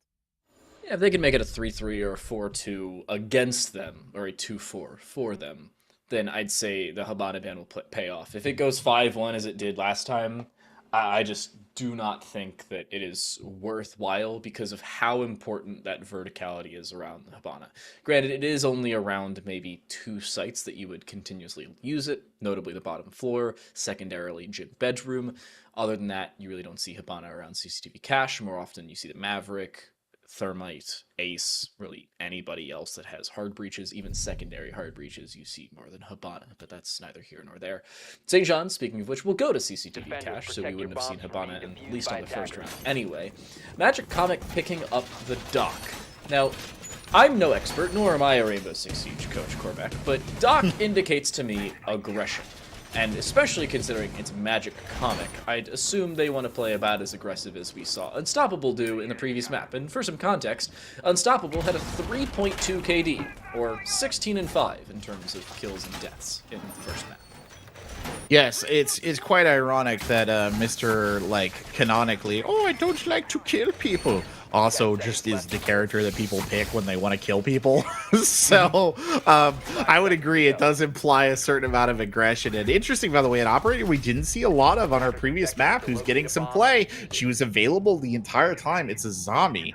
And it is actually very interesting that neither team leaned into a zombie, because I know that I've seen the chatter on Siege Twitter, and I would agree with it. I think a zombie is probably the strongest, one of the strongest defensive operators that currently exist in the game. Like, pro tip, if you're going to solo queue, if you're mad enough to solo queue Rainbow Six ranked, I think a zombie is a really strong defensive operator for those scenarios and for team-based scenarios as well. So we'll see what they can do with an Azami here in the pack as they go ahead and get started here on opening the door. And bottled it. No, I think they got it just in time. There's the EMP, and there's the opening into CCTV. Yeah, they even put the thermite charge vertically, so it is a vaultable hole. I honestly don't know why they didn't just put that as walkable. It makes your life a little bit more difficult if you want to play forward. That is the weirdest Cuba barrier I have ever seen ever. I'm pretty sure that hit something and then fell, but that's, again, neither here nor there. Whatever happened there is curious to me, to say the very least. I was going to talk about the Azami, saying you have to have some strats with it if you're going to bring it forward. Obviously, the 9x9 VSN is pretty good. The impact grenades are pretty good as well, but if you're not going to have a set strat with your Kiva barriers, just play Capcan at that point. Even have some extra health to work with, unless you want to play aggressive on that 2-speed. Magic Comic still playing inside of Garage. I do appreciate those Kiva barriers being set up inside of that Garage position, and To Kill a Fiend now knows somebody's playing vertically in Lounge. That has to be communicated. I think UTD Green have to deal with this, or they cannot get a diffuser down the ceiling. Yeah, I mean, the fact that Unstoppable is still kind of floating in the garage means that any kind of plant attempt on CCTV is inherently going to be handicapped, right? Because you're always going to have that angle to be played. That said, I mean, we're very far away from a plant attempt right now. Because they're just not in a good position to even get in through the front door. Good kill for Skelly P, by the way, pushing this up. I mean, he's doing good work, but the clock is kind of against you right now, and I don't think you've secured the critical junctures you really need to in order to make this work. That said, slow swing by Sun Tzu right there. Absolutely eaten alive by Brian. 40 seconds left on the round here time, though, and they're still not in the sight. They have to go. C4 still available for Wing 2-Star. That is the only defender utility remaining, bar the Stim pistol, and Magic Comic has to use it if they want to stay alive in a lot of these engagements. They will go to full HP plus 20 as it ticks down continuously. That C4 will buy more and more time for the defensive side, as will the MP5K. The swing in through CC. Magic Comic aware of it, finds a kill off the back, but is still taken out from behind. Wing Husar aware of the push from Connector, and it's down to a 1 versus 1. The diffuser not in their grasp. It is in the breach around through CC, and Sherry knows it and now has to go grab it. Not face checking at all is Wing Husar, and because of it, they'll win the round based off of time. St. John's open up Clubhouse as they closed out Oregon with a round victory. Wow. Excuse me. And who was the critical operator there? It was Doc. Mute. No, it was Doc. I mean, it was Mute. Mute did a great job, but Doc's ability for self-sustain basically prevented, correct me if I'm wrong, Doc was playing balcony. Doc's ability, or gantry, or whatever you want to, catwalk, whatever you want to call it, in that fight with Cherry Blossoms for much longer than should have been, like, you know, theoretically possible for any other operator, which prevented the kind of practical element of that, which is that they needed Cherry Blossoms to take gantry to be in a position to put down Crossfire to help them deal with the smoke. Obviously, or the Mute. Obviously, the Mute played a spectacular defense of the cash room, but it would have all been for naught if it hadn't been for the ability of the Doc to just hold on. So that's sustained, man. If you can get it off, it is a huge difference maker here as we look down towards basement, and that's got to be frustrating for UTD. I feel like they made a lot of the right calls right there. They were playing some pretty solid trades and what have you time, but it just, like, did not work out for them in the end. Oh, and especially with the trades coming through. I was talking about the mute, really the VIP over on at least that side of the map, finding the clean double to put them in that power position of the 2v1 when it came down to it, really relying on the trade from Barrage and Cherry Blossom taking a little bit too long considering the placement of the diffuser and the whereabouts of Winged Hussar. Granted, Winged Hussar had no utility left, so if they grabbed the diffuser a little earlier, it would have been a little bit more possible, but by no means easy, even if they do indeed grab the objective base. St. John's, they play around their advantages, and they turn it into a round victory off the back of it. Winged Hussar now playing aggressive in towards that dirt side on that Azami once more. We'll see them and the Heretic switch operator sets, not direct operators though. Heretic will pick up the smoke rather than the mute, and then Winged Hussar obviously still sticking with Azami. Just enjoying some nice jazz. Everybody's favorite strip club music. Just light jazz, light jazz. That's an odd design decision, Ubi, but I ain't gonna question it. They do things differently up there in Montreal, I guess. Here comes the Montaigne. Speaking of doing things differently, Cherry Blossoms picking up Montaigne and pushing blue. What a champion move. Unfortunately, Skelly P is already dead, caught by Unstoppable, the unstoppable killer. And, well, this is what Montaigne does. He challenges angles, he provides decent intelligence. And he's sort of giving them a good idea of what they can expect here in blue. It's just, are they going to be able to actually neutralize the threats? Easy there, Cherry Blossom. Dropping the shield, almost trying to bait him. The smoke going to make this a lot more difficult, so Cherry Blossom is actually going to have to push up. Now, if Earthquake can turn this into kills, this will be well worth it time. It's not a bad idea if they can play off of that second gun. I think they've heard those air jabs come through from Earthquake behind, though, and there's the flank. Unstoppable coming in from behind. And they're on the Oryx. If anybody's going to try and take out that Montaigne, this would be the operator. You got to use those Rima dashes to the best ability, but instead, well, unfortunately, Cherry Blossom will back away, so no Rima dash-based kills for us. Brian stuck in dirt. I believe Cherry Blossom was attempting to go sprint to assist. Granted, whatever you consider Montaigne's sprint, you do you. It's going to take about a calendar year for them to try and get over to that direction, especially while being pressured by the Warden. Oh. The SMG-12 works out in their favor, and Brian is in a 1 versus 5. Has to prone through the dirt wall, and well, instead we'll just break it open, and we'll almost certainly walk to their demise as the Azami's on their close left corner, and they do not have a drone to use. Poor Brian. Go on, buddy. Oh, he looked wrong. He looked wrong. He yeeted when he should have skeeted. Ah, man, you hate to see mean setup, though. That is so gross. That is very nasty, because they had it covered from both angles. As you saw there, it was not possible to see that when Brian swung through. But when you see it from the defender perspective, they had another guy waiting. So either way, he was boned. It's unfortunate there for Brian. It was good. I mean, okay. I was going to say it was a good effort. I'd kind of be lying. It was rough. And here's looking at the things that UTD probably need to do differently, which is I think they need to work a little bit better on securing kills. Like some of the principles that they were working with, and I'm going back to that kind of Montaigne push into blue. The idea is not bad, right? You get the Montaigne in, you have somebody push up kind of slightly behind them. You hope that the Montaigne pulls one of the defenders into a more vulnerable position and you get the kill. They failed on that last part. So if you're going to be running setups like this, if you're going to be running challenges like that, you really have to be able to back it up. If I was sitting in the UTD green side, I would just be going back to basics, right? Get simple breaches, simple plans, focus on cutting off enemy defenders and killing them. You have to hold those crosses. And UTD Green, if this is the site to do so, they have the composition to do so as well. Information gathering is certainly there. They have the hard breach set up, and most notably, they can set themselves up with utility for those kills. The Capitao switch for Cherry Blossom, I appreciate this, especially considering you have those EE1Ds on the board. Drone plus Asphyxiation Bolt plus EE1D equals either a kill via utility, or hopefully a kill via weapon. Yes. Hopefully kill via weaponry. God forbid there was another way. I don't know. Utility, I guess. You're right. I'm trying to think if there's another. We'll just throw some cigarettes in there. We'll throw some cigarettes in there and wait about 40 years. It'll take care of mute. A pack a day. And our job here is done. Lion out. Anyway, back on the defensive setup.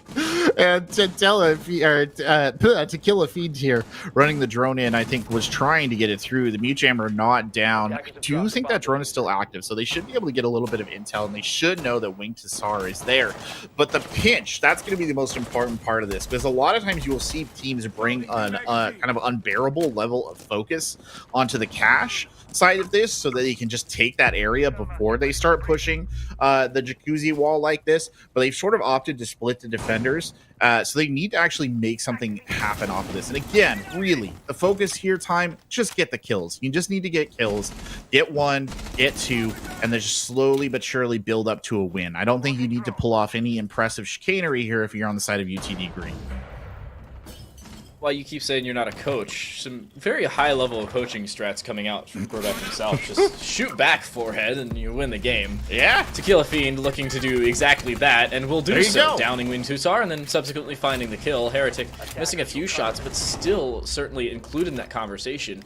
Even trades back and forth though. Earthquake making their presence known over towards the CC side. And a follow-up from Skelly P. A 2v3 with Heretic and Sun Tzu left alone. Oh, Tequila Fiend had so little health left right there, time. Really, a stiff breeze would have knocked him over, and Sun Tzu managing to even up to a 2-2, and that's where we'll sit right now. Sun Tzu and the Heretic on one side. Still 3 smoke canisters to play with here, though, which is a lot of time wasted in a less than 40-second time frame, right? And if they use them correctly, such as right about now, it's exactly what they need. Earthquake is down to Sun Tzu, and it's starting to look like grim sledding here for Skelly P. Not outside the realm of possibility. Has to get tight on that corner. Great kill by Skelly P. 20 seconds left, and the smoke's in a position where he could get got. He's by no means invincible here, and there it is. Good job by Skelly P to clutch that round out, because honestly, the Comets needed that win.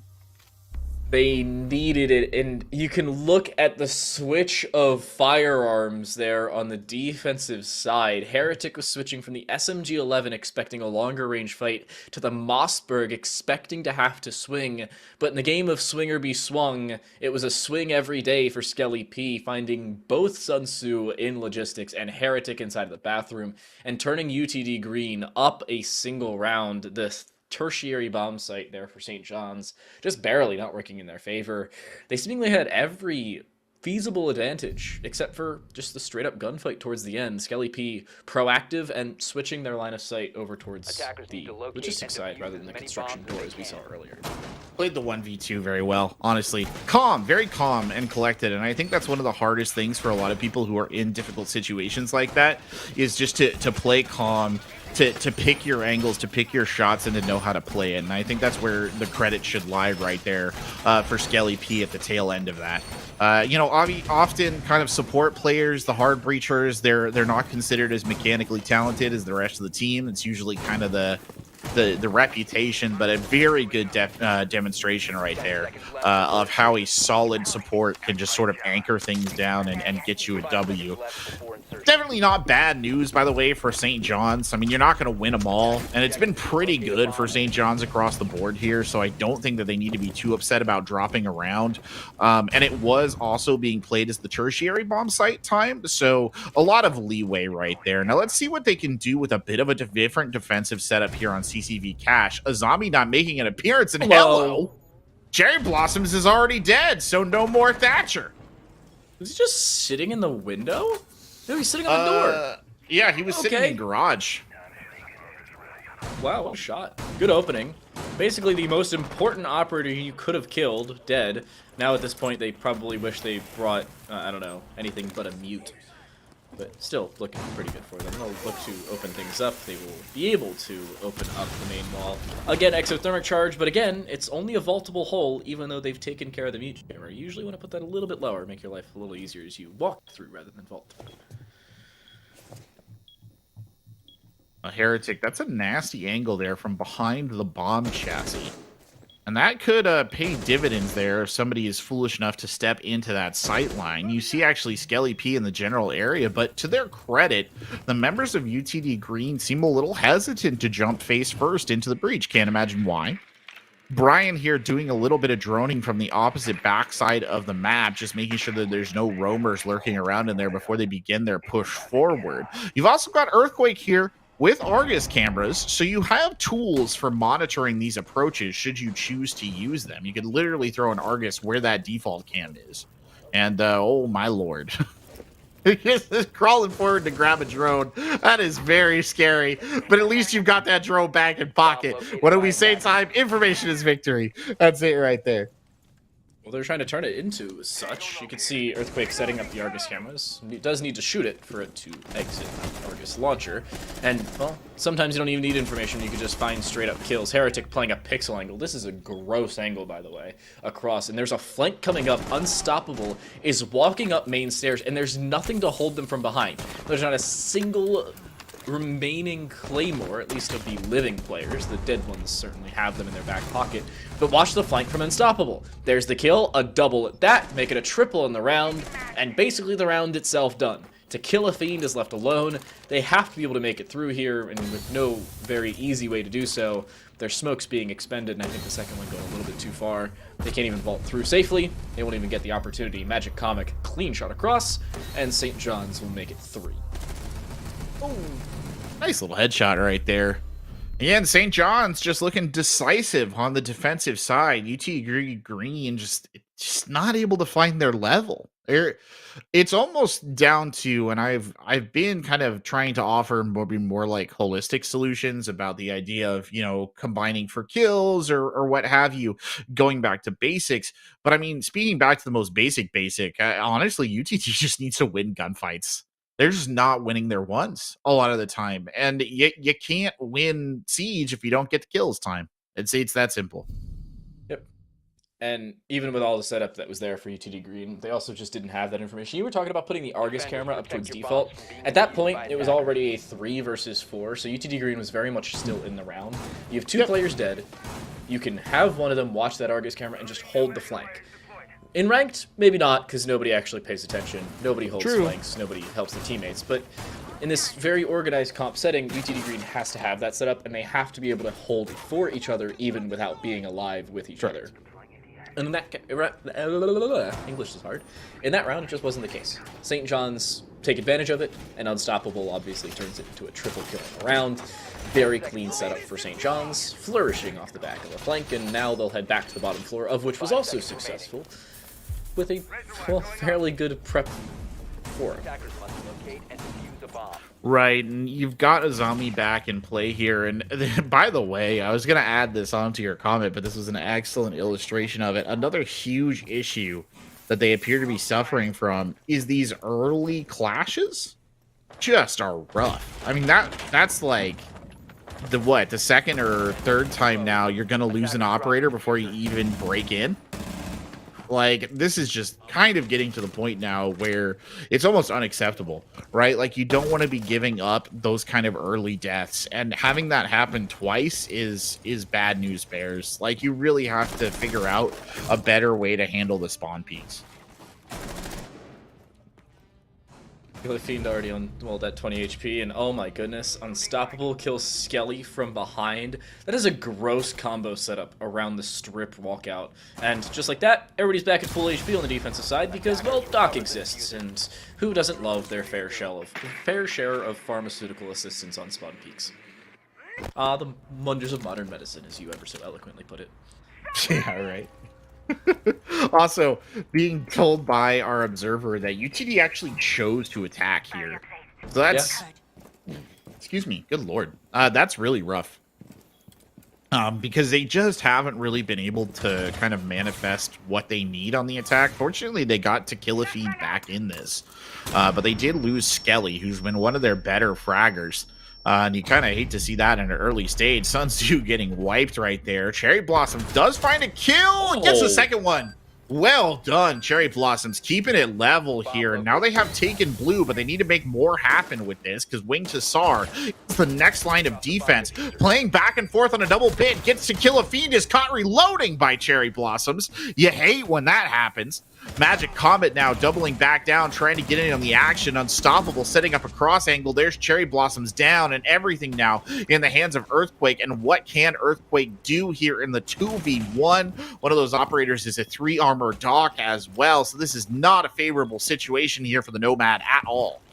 No, and it looks like they're going to double up as well. Earthquake caught sprinting, and St. John's make it 4 of 5 rounds. Clean finish as well there for St. John's, as you again see them set themselves up for success. You were talking about the Azami being one of the better operators at this point, and you could see exactly why. Able to watch 2 different angles without really risk from either one while peeking the opposite. Obviously, caught reloading. Disadvantageous. Feels bad, man. But still, being relatively well prepared. Yeah, it's just such a shame because, again, it's one of those rounds where I feel like UTD Green is hitting kind of the right notes, like they're making some solid plays, but they just can't seal the deal. Like, they just can't seal the deal. And that was a really good example. I think that they played that quite effectively, like literally right up until the bitter end right there. I felt like they were doing what they needed to do. Rolling in on the reload was a very wise choice, but then they kind of got caught in a situation where it was just impossible for them to kind of battle their way out of it, right? Like that awkward split. You have the Doc coming, and Magic Comic has been on absolute fire tonight. And it was just sort of like, okay, well, you know, what do you do now? And I guess the answer is not a lot. You just kind of die. So this is a must-win round here, I feel, for the Comets. Like, they have to pick this one up time. You can't let this one get by you. Because you need at least a 4-2 if you want to have a comfortable defensive half on this map. Attackers are moving out to locate a bomb and defuse it. St. John's, if this becomes 4 or 5-1, I am not feeling the most exuberant, I'd say is a fairly good adjective for the second good half word. of play. UTD Green need an opening pick. That's been a conversation point for them, I think, a lot in this series. Opening duels or favorable trades, 1 for 1, 2 for 1, as long as they're involved and gaining something out of continuous gunfights, then they're in a good spot. One thing I'm a little surprised about is Unstoppable put a castle barricade on that CC window towards highway. Usually you see players try and actually actively play that and force anybody on the highway balcony to just look in your general direction while also playing on those windows. A little surprised that's not the case this time around. I feel like it's probably a matter of them not feeling super comfortable with the... Well, actually, no, they should feel relatively comfortable with the idea of peaks. They've been getting the better of them this entire time. Yeah, I don't know. Interesting little site setup choice being made right there, but, you know, there's not always not always complete logic for all of them, such as it is. Unstoppable has certainly done enough where I'm not going to openly question decisions, but I will question that one. Magic Comic getting a little high on his own supply right there and caught looking, and justifiably punished, I would say, by Cherry Blossoms. So a good start. Hey, that first pick time in the bank. There's that opening duel, and it's not immediately traded. St. John's are forced to retreat a little bit. That's some map control that UTD Green can also now work with, and not something that I think they were originally expecting to have to give up early, especially considering how clean Magic Comic has been thus far. E1D will detect the current position of the castle of Unstoppable. You can see those pings coming through. To Kill a Fiend looking to do what they've done prior on the Lion in towards that bathroom rotate, but this time they take significantly more damage than they deal, considering they dealt absolutely 0. Sunzu here playing out on the Jacuzzi Breach. Cherry Blossoms playing the other angle. Less than a minute left, so things are getting a little spicy. Is that a baseball bat? How have I never noticed that before? Anyway, it's neither here nor there. Claymore World down Baseball by... Classic DLC. Yeah, there you go. World Baseball Classic DLC. I've heard more people talking about this year than I have ever, which is nice. I went to a game once. It was very good. Skelly P taking Heretic down early on, and this is looking better and better for UTD Green on a must-win round. They've just got to ferret out these last couple of defenders. They're all sort of dispersed as well, so the trade game is not going to be very effective. Beautiful by Skelly P. Unfortunately, the trade is there from Winged Hussar. What? They're holding on to it. Cherry Blossom saving the day, though. Swings out. Unstoppable goes for the wide swing to try and get the trade. Won't find it. Is caught looking there at the very tail end, and Comets pick up a crucial round as they go into the defensive half. And I know this is a saying in the South. I don't know if it's a saying anywhere else. It's don't bite off more than you can chew. And St. John's, even in that 2v5, I think did so a little bit, taking more gunfights than they could afford, not measuring their aggression in different aspects. Where Unstoppable was playing inside logistics, they could have held that cross towards the construction door, the connector door, rather than forcing Heretic to do that. Instead, obviously not the case, or Wing Tusar to do that instead. And when Wing Tusar had to reload while falling back to that bathroom rotate, they immediately got felled from Defenders, behind, protect and your then bombs from being Unstoppable defused had to by look attackers. 3 different directions, all at the same time. Never a recipe for success, and obviously was taken care of after that engagement. St. John's are picked apart, and good signs of life from UTD Green. We need to see more of that now on the defensive side. Their defense has to show up. Round 1 victory or bust, I think, is their call, especially considering they're starting on the bottom floor. They need signs of life, and significantly more of them early on. I agree. It is another crucial round here for them. They do not want to go to a 5-2. They don't want to be sitting on match point, right? You want to kind of hold off on that for as long as possible right here. And I think UTD Green can. I'm going to give them the benefit of the doubt and say that their weaker defensive performance on Oregon was almost probably more down to shell shock than anything else. They just weren't in a good state after their 5-1 victory. Jesus, good God. They nearly capped Cherry Blossom twice. Okay, easy. I know it's tense. Everybody's tense. I'm tense. Just it's all right. But yeah, I do think that they past tense exactly. I do think that they have the capability for this one though. Time I really do. It's just a matter of them. I think feeling a little bit more calm and collected. And I think if they can do that and they can continue to build on some of the things that they were doing well towards the end of those attacking rounds, the trades, for example, that'll stand them in really good stead on the defense. Full top floor clear, fairly quick here for St. John's, wasting very little time, and by very little time I mean about a minute in order to take this out. To kill a fiend, sitting in the close corner bathroom, I do not think they've been droned. The Magic Comic will throw a drone in. It'll go into bar, but no, it'll fully clear out that bathroom side. And oddly enough, the decision to rotate out is actually towards strip. So a very well isolated German defenseman is stuck over towards the strip club, and either will not be cleared or just will be completely foregone, considering there's no real reason to have to push that far over. Maybe just a free extra site or a free extra defender off the board without actually having to take a fight. Let's see what Malusi does here. They've obviously been pulled out by the Iana, right? The Gemini coming in big. And that could potentially be good and or bad. Brian did do a good job of immediately relocating, but obviously there, and the throne, of course, making it impossible to hold that corner. Let's see where he chooses to make his stand. Doubles back the other way, but unfortunately, To Kill a Fiend is down. The Jaeger caught, done, dusted, and Brian is going to try and beat a retreat here because slowly but surely, defenders are closing in all around him. Drops out of the ADS at the worst possible time. Got Unstoppable is happy to collect that kill, and now a 3v5 here at the end as Unstoppable can get to work on these destructible floors. The question is, do they try impact tricking on the defensive side? Skelly P certainly could if they wanted to. There goes the Thatcher grenade. Impact team. Oh, no, he missed! Oh, that's gotta hurt. UTD Green could have denied the exothermic charge, and they would have been in a prime position to take this. Now, all the information in the world, especially with that EMP landing, Skelly does not have a crosshair at this point. Finally, it is redeemed as that effect dissipates. But current power position's certainly there for the attacking side. St. John's have a 2-man advantage. They have 3 different avenues of attack towards the site. Nice shots from Earthquake. Leg shots, albeit on Magic Comic, but shots nonetheless. A follow-up is there from Cherry Blossom, and the assist just the same. A triple for Unstoppable, and it's down to just Skelly P, who cannot follow up. The full collapse is there. St. John's will completely engulf them in both gunfire and flames, as the Heretics is taken care of, and St. John's will move on to 5.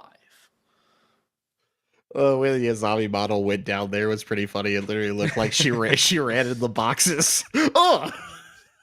Knocked unconscious by the boxes. Mario moment. Mario moment. There you go. Anyway, rough loss there for UTD because I agree with you. That was a round that they really needed to win, right? They needed to start off strong on the defensive side. They just weren't able to do it. And in that case, I think what happened was it's unfortunate because I feel like it's a new problem that's creeping up on them, which is the idea that they really needed to not let their roamers get so isolated. You kind of pointed this out, and then it became brutally apparent with what happened to Brian. But they were just way too isolated at the tail end of that. You can't be allowing your kind of two members of your team basically to be cut off and surrounded so early on in the match. You need to call them back as soon as you can. And that was just not done. So that speaks to me, by the way, of a little bit of maybe like an IGL issue or something where they're sort of cutting their teeth. Maybe they're learning how to call. Attackers are moving out to Good locate a news, bomb and defuse it. easily repairable problem time. So it's something that can be learned. It's not impossible to fix. Mechanical issues and team composition issues around, I think, ideals of playstyle. The two main problems for UTD Green, both of which easily reparable. St. John's in their side looking much better, at least in these rounds, than they were in some of those first half rounds. Shots across, To Kill a Fiend is running upstairs, and surprisingly enough is playing with a P10 Roni. Didn't have that one in my bingo card today, seeing a P10 Roni in competitive play, but they're still going to look to flex around towards the garage side. The problem is, they've certainly been seen, and they still find Unstoppable! He didn't even open the wall yet! No, he did. I lied. Still, how do you win that fight while fully blind? That's gross. Oh, an extended barrel on a Roni in this economy? I haven't seen one of those in quite some time. Not a bad choice, honestly. I haven't seen a Roni in a while, much less the extended barrel. Mainly also because true. The nerf of the Roni came before the buff of the extended barrel, so that makes sense. But It's a tragedy. A tragedy that the Roni was nerfed. Travesty. That's okay. Oops. Well, you tried, Brian. Unfortunately, it's a Gemini. It won't work out that time. Still, I don't think they got a beat on where Brian was hiding necessarily. Kind of like this positioning, honestly, creeping along the edge of stage. But yeah, you might be waiting there for a while. Wing to Sar is very low, by the way. They did not come out of the early stages of the round in particularly good health. So Brian could actually make a difference right here. Magic Comic, though, is going to lead the way on the Flores. There's the opening opportunity for Brian. Unfortunately, just a little too slow on the uptake to get the kill in. Brian trying to challenge again. Won't find it that time either. Still, wasting time. And that might be the most important thing. Down to just a minute left in the round here, and it does not feel like St. John's is in solid control of the map. looks like Rotero drone's trying to be set up here for Magic Comic. If they can get this in and deny a lot of the utilities set up around Trench, they're in a pretty good spot to take this out, and that's a great setup. Flores drone goes through. Earthquake is forced right back into it, is trying to retrieve their alibi clone just to get out. The problem is, even while retrieving that, they're still not in a power position. 4v4 as St. John's looks to aggress, now from 3 separate angles, one of them very much taken care of, but Wing Tusar does find a refrag. A couple of shots coming in right there. Magic Comet trying to step up into the breach, and that'll be Earthquake, who is down. Keep in mind, Wing to Star very low on health. Won't stop them from collecting some kills. Brian is unnoted, and Wing to Star gets capped by his own team. All right, Brian, time for them to be a hero. They can do this 100%. The shots come out. Get the planner, and there's the second one. Comic steps forward, and Brian saves the day for the UTD Comics. So for all of you unfamiliar with the dynamics of casting, this is about the time where I say, hey, this was a really good play, and here's why. They just had no info. St. John's had absolutely no information that Brian was up above, even though Brian was seen on 6 separate occasions prior. 6. Go back in the VOD. I promise you, you can count them. He was seen on 6 separate occasions on the top floor, never rotated back, and still was able to flank freely. Couple that alongside the fact that St. John's TK'd in a 2v1, or it was 3v1, to make it a 2v1. You feel so bad, but sometimes if that's a round you're going to bring back. Sometimes everything just lines up. Looks like it's all coming together. Right there. Brian hits his active camo. They get a little nervous on the low ground. Somebody swings on somebody they're not supposed to. Good kill right there, honestly. Brian did a good job. I mean, keeping calm and keeping composure right there and managing to secure those kills. It was well played. Yes, it is an informational failure, I think, on the side of St. John's that it got as far as it did, right? You should have been able to lock that down a little bit better, but even a broken clock is right twice a day. Not to say that UTD is a broken clock, but it was probably, I would put it more in the basket of luck right there than in a particularly good setup on the side of UTD. That said, UTD trying to make some things happen. They got the bandit in now. I'm presuming that To Kill a Fiend is going to play for a bandit trick here to deny this. So we'll see if Magic Comic has the idea of how to use the Thatcher correctly. But a bad or a good early kill by Skelly P. Heretic got caught looking, and that's the secondary hard breacher, who admittedly they didn't really need, but still. The secondary hard breacher down, and that probably means that, at least for the moment, Garage will remain a little soft. Unstoppable, though. Getting it back immediately. Taking Skelly P down in return, and the bandit trick going out and working. It works perfectly. That's one of the exothermic charges off the board, and your secondary hard breacher you didn't need. Now you could probably use, considering the bandit trick being available. The lack of pressure on the far side is costing St. John's at this point. You have nades on Unstoppable. At this point, your setup should be throw somebody on that CC/air conditioning balcony and just allow yourself to push forward. But it isn't the case. Here's the nade from below. Here's the possibility. Nade through, it misses. Oh. Second attempt has to be there. The information as to where they're putting it. There's the nade, but it misses as well. 0 for 2 on the throws. Seems like the United States during the World Baseball Classic Finals. And at this point, St. John's, they're out of exothermic charges. Great setup for UTD Green, but they're still a man down. I'm talking about real sports time. You're gonna scare the esports viewers. They don't know. Earthquake. Wing Tassar didn't know either, because Earthquake just gave the old Viking crew cut as he stepped through the door of the garage. I don't know if they thought that was undefended or not, but it certainly was. Unstoppable's on a triple, though. Trying to make it happen. Plucks the Nitro Cell out of midair. But can the MP7 of To Kill a Fiend answer back? And can. Unstoppable on the quad, going for the ace for match point. And it's the hero of last round. Brian, does the luck hold here for the Malusi? MP5 in hand. Only defender left. Two very dangerous attackers on the board. Couple of shots in right there. Can't secure the kill into Sun Tzu. The plant's going down. Brian rotates around the outside. Has to step into the dangerous gun of Unstoppable if they want to make it work. There's the little peach. He's an Unstoppable with the ace. Shuts down the entire Comet side. Beautiful play from St. John's to make it happen. He missed his nades and was like, yeah, I figured I'll just do it with the L8. Blocks away, takes just 5 straight kills, and does so about as cleanly as you can, especially considering the early engagements that just did not work for them. St. John's not able to open up the main CC breach, but apparently did not care. And at this point, St. John's looking so much better. Correction. At this point, Unstoppable looking so much better. Wait, hold up.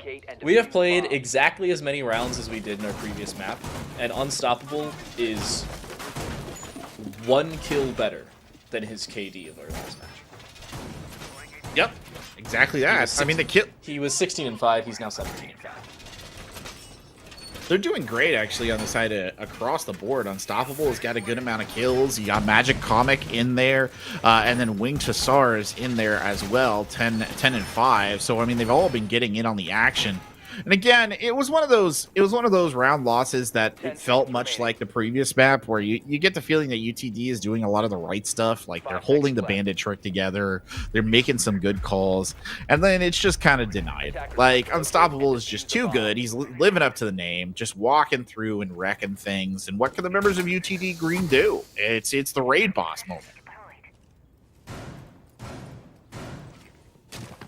I feel like Unstoppable is just that final boss that you have to surpass. Yeah. That's what it seems like, at least. You want to catch him on, like, a Capkin trap or something stupid, so you don't have to take him in the gunfight. But it's just not working out. Anyway, Cherry Blossom, they notice the drone, so they can kind of fall back here, time, and I guess provide a bit of a stiff defense. I mean, we're in no mistakes territory right now. Skelly P, he's the top fragger here for the UTD green side. They're going to need some big plays from the smoke if they want to keep this alive. Unstoppable looking to pressure down below already. Information's there. Shots are as well. Only body shots, though, so by no means is this already open in their favor. Nade being prepped. They want to try and take that bandit out. Third time's the charm. He downs him. It is third time's the charm here for Unstoppable, but it's only a DBNO, not a full kill. That communication won't be there because they do not know if To Kill a Fiend is dead, and he's not. He's picked right back up, bandit battery put right back down, and they're still looking to pressure this through. There's the exothermic charge. There's the bandit trick again. 4 for 4 for To Kill a Fiend. What a champion right there from To Kill a Fiend. DBNO picked back up, jumps right on the bandit trick. Deny, deny, deny. Love to see it. So well done right there. And that's gotta be annoying here for Unstoppable. Oh, never mind. He gets some justifiable revenge. Can he get another frag grenade kill in? He can't. He's 18-5 now on the board, but he is potentially walking right into the gun sights of Skelly P, who is just hovering, looking down that stairwell. Be careful challenging those angles, Skelly, my dude, because I just don't know. I don't know if I'd really. I don't know if I'd bite that off. I don't know if you could win that one. I would not recommend it. This is a nasty angle played by Earthquake, by the way. Very low likelihood of winning this fight if you're on the attacking side, unless, of course, you drop the Kiba barrier and you have Unstoppable on your team. Combine those two premises, and your conclusion is a fight victory for St. John's. Down to a 3 versus 3. Brian looking for a hero flank again. The problem is they have to make an abundance of noise if they want to do so, and Cherry Blossom is down. Unstoppable finds another. Looking for a third. Will not find it as they swing towards the CC window. But the diffuser is still being planted, and there's no utility to take care of this. That Toxic Babe well too late. They will get the diffuser down without much restriction on that defensive side, but they will retrieve their teammate, he says, as he's downed anyway. It's finished off. Unstoppable reaches 20 kills. It's a full house of frags between Unstoppable and the Magic Comic, and St. John's walk away with a 7-3 club victory and a 2-0 series victory. And a well-deserved MPP right there for Unstoppable. And this is what I was saying, time, when we were starting this match. I said St. John's last week, they showed some real fight. They were a good team. That scoreline was not indicative of how well they played, and you saw it on display here tonight. I mean, with a player like Unstoppable on side, right, you just need the other pieces to sort of be able to support the killing potential that he's bringing, and you can pull off victories like this. That's not to take any shine off of UTD. The Comets, they tried their best. They played some things very well, but they just were never able to match, I think, their opponents in terms of raw gun skill. And St. John's will now equal things up. They go from 1-4 to 2-4. UTD will go from 2-3 to 2-4. So dead even in terms of those. And then SIUE Red, who was in between them, is now in that same conversation as well. You're looking at a pretty tight-knit back half of Challengers Central. So right. I'd say you're looking at some pretty good competition down the line. There's still a few weeks left of play. Finals, of course, don't happen for another 5 weeks. I don't think playoffs happen for another 2. So looking pretty good towards the latter stages of the season. Yeah, there's definitely going to be some fights in that lower side of the table, and I think that there's a lot of elasticity in this division time. I think there's a lot of openings for teams to move up still. When you look at those overall scores, nobody has really run away with it except for the very number one spot. Nobody in that division has really taken it to the house. So with time to play, if you're a team like St. John's, you're trying to build your comeback up a little bit. Nothing to be taking the shine off of right there. Good night for them. Well, speaking of good night to St. John's. They will close things out 7-2 and 7-3 between Oregon and Clubhouse, respectively. Unstoppable just casually drops 36 kills between 19 rounds because, why not, I guess? Closing things out fairly cleanly for the St. John's side. UTD Comets are taken care of. They gain 5 rounds between 2 maps of play, and that'll conclude things here in the Week 7 of Rainbow Six Siege play here in the NECC. But don't forget, we still have significantly more play throughout the rest of the week. Still Rocket League and Overwatch to come, alongside another game, League of Legends. That's tomorrow. League of Legends. Oh, Wednesday, yeah, that one. Overwatch. Yeah, I don't. The world's cast it, biggest so- esport? That one? Sorry, I've never heard of it.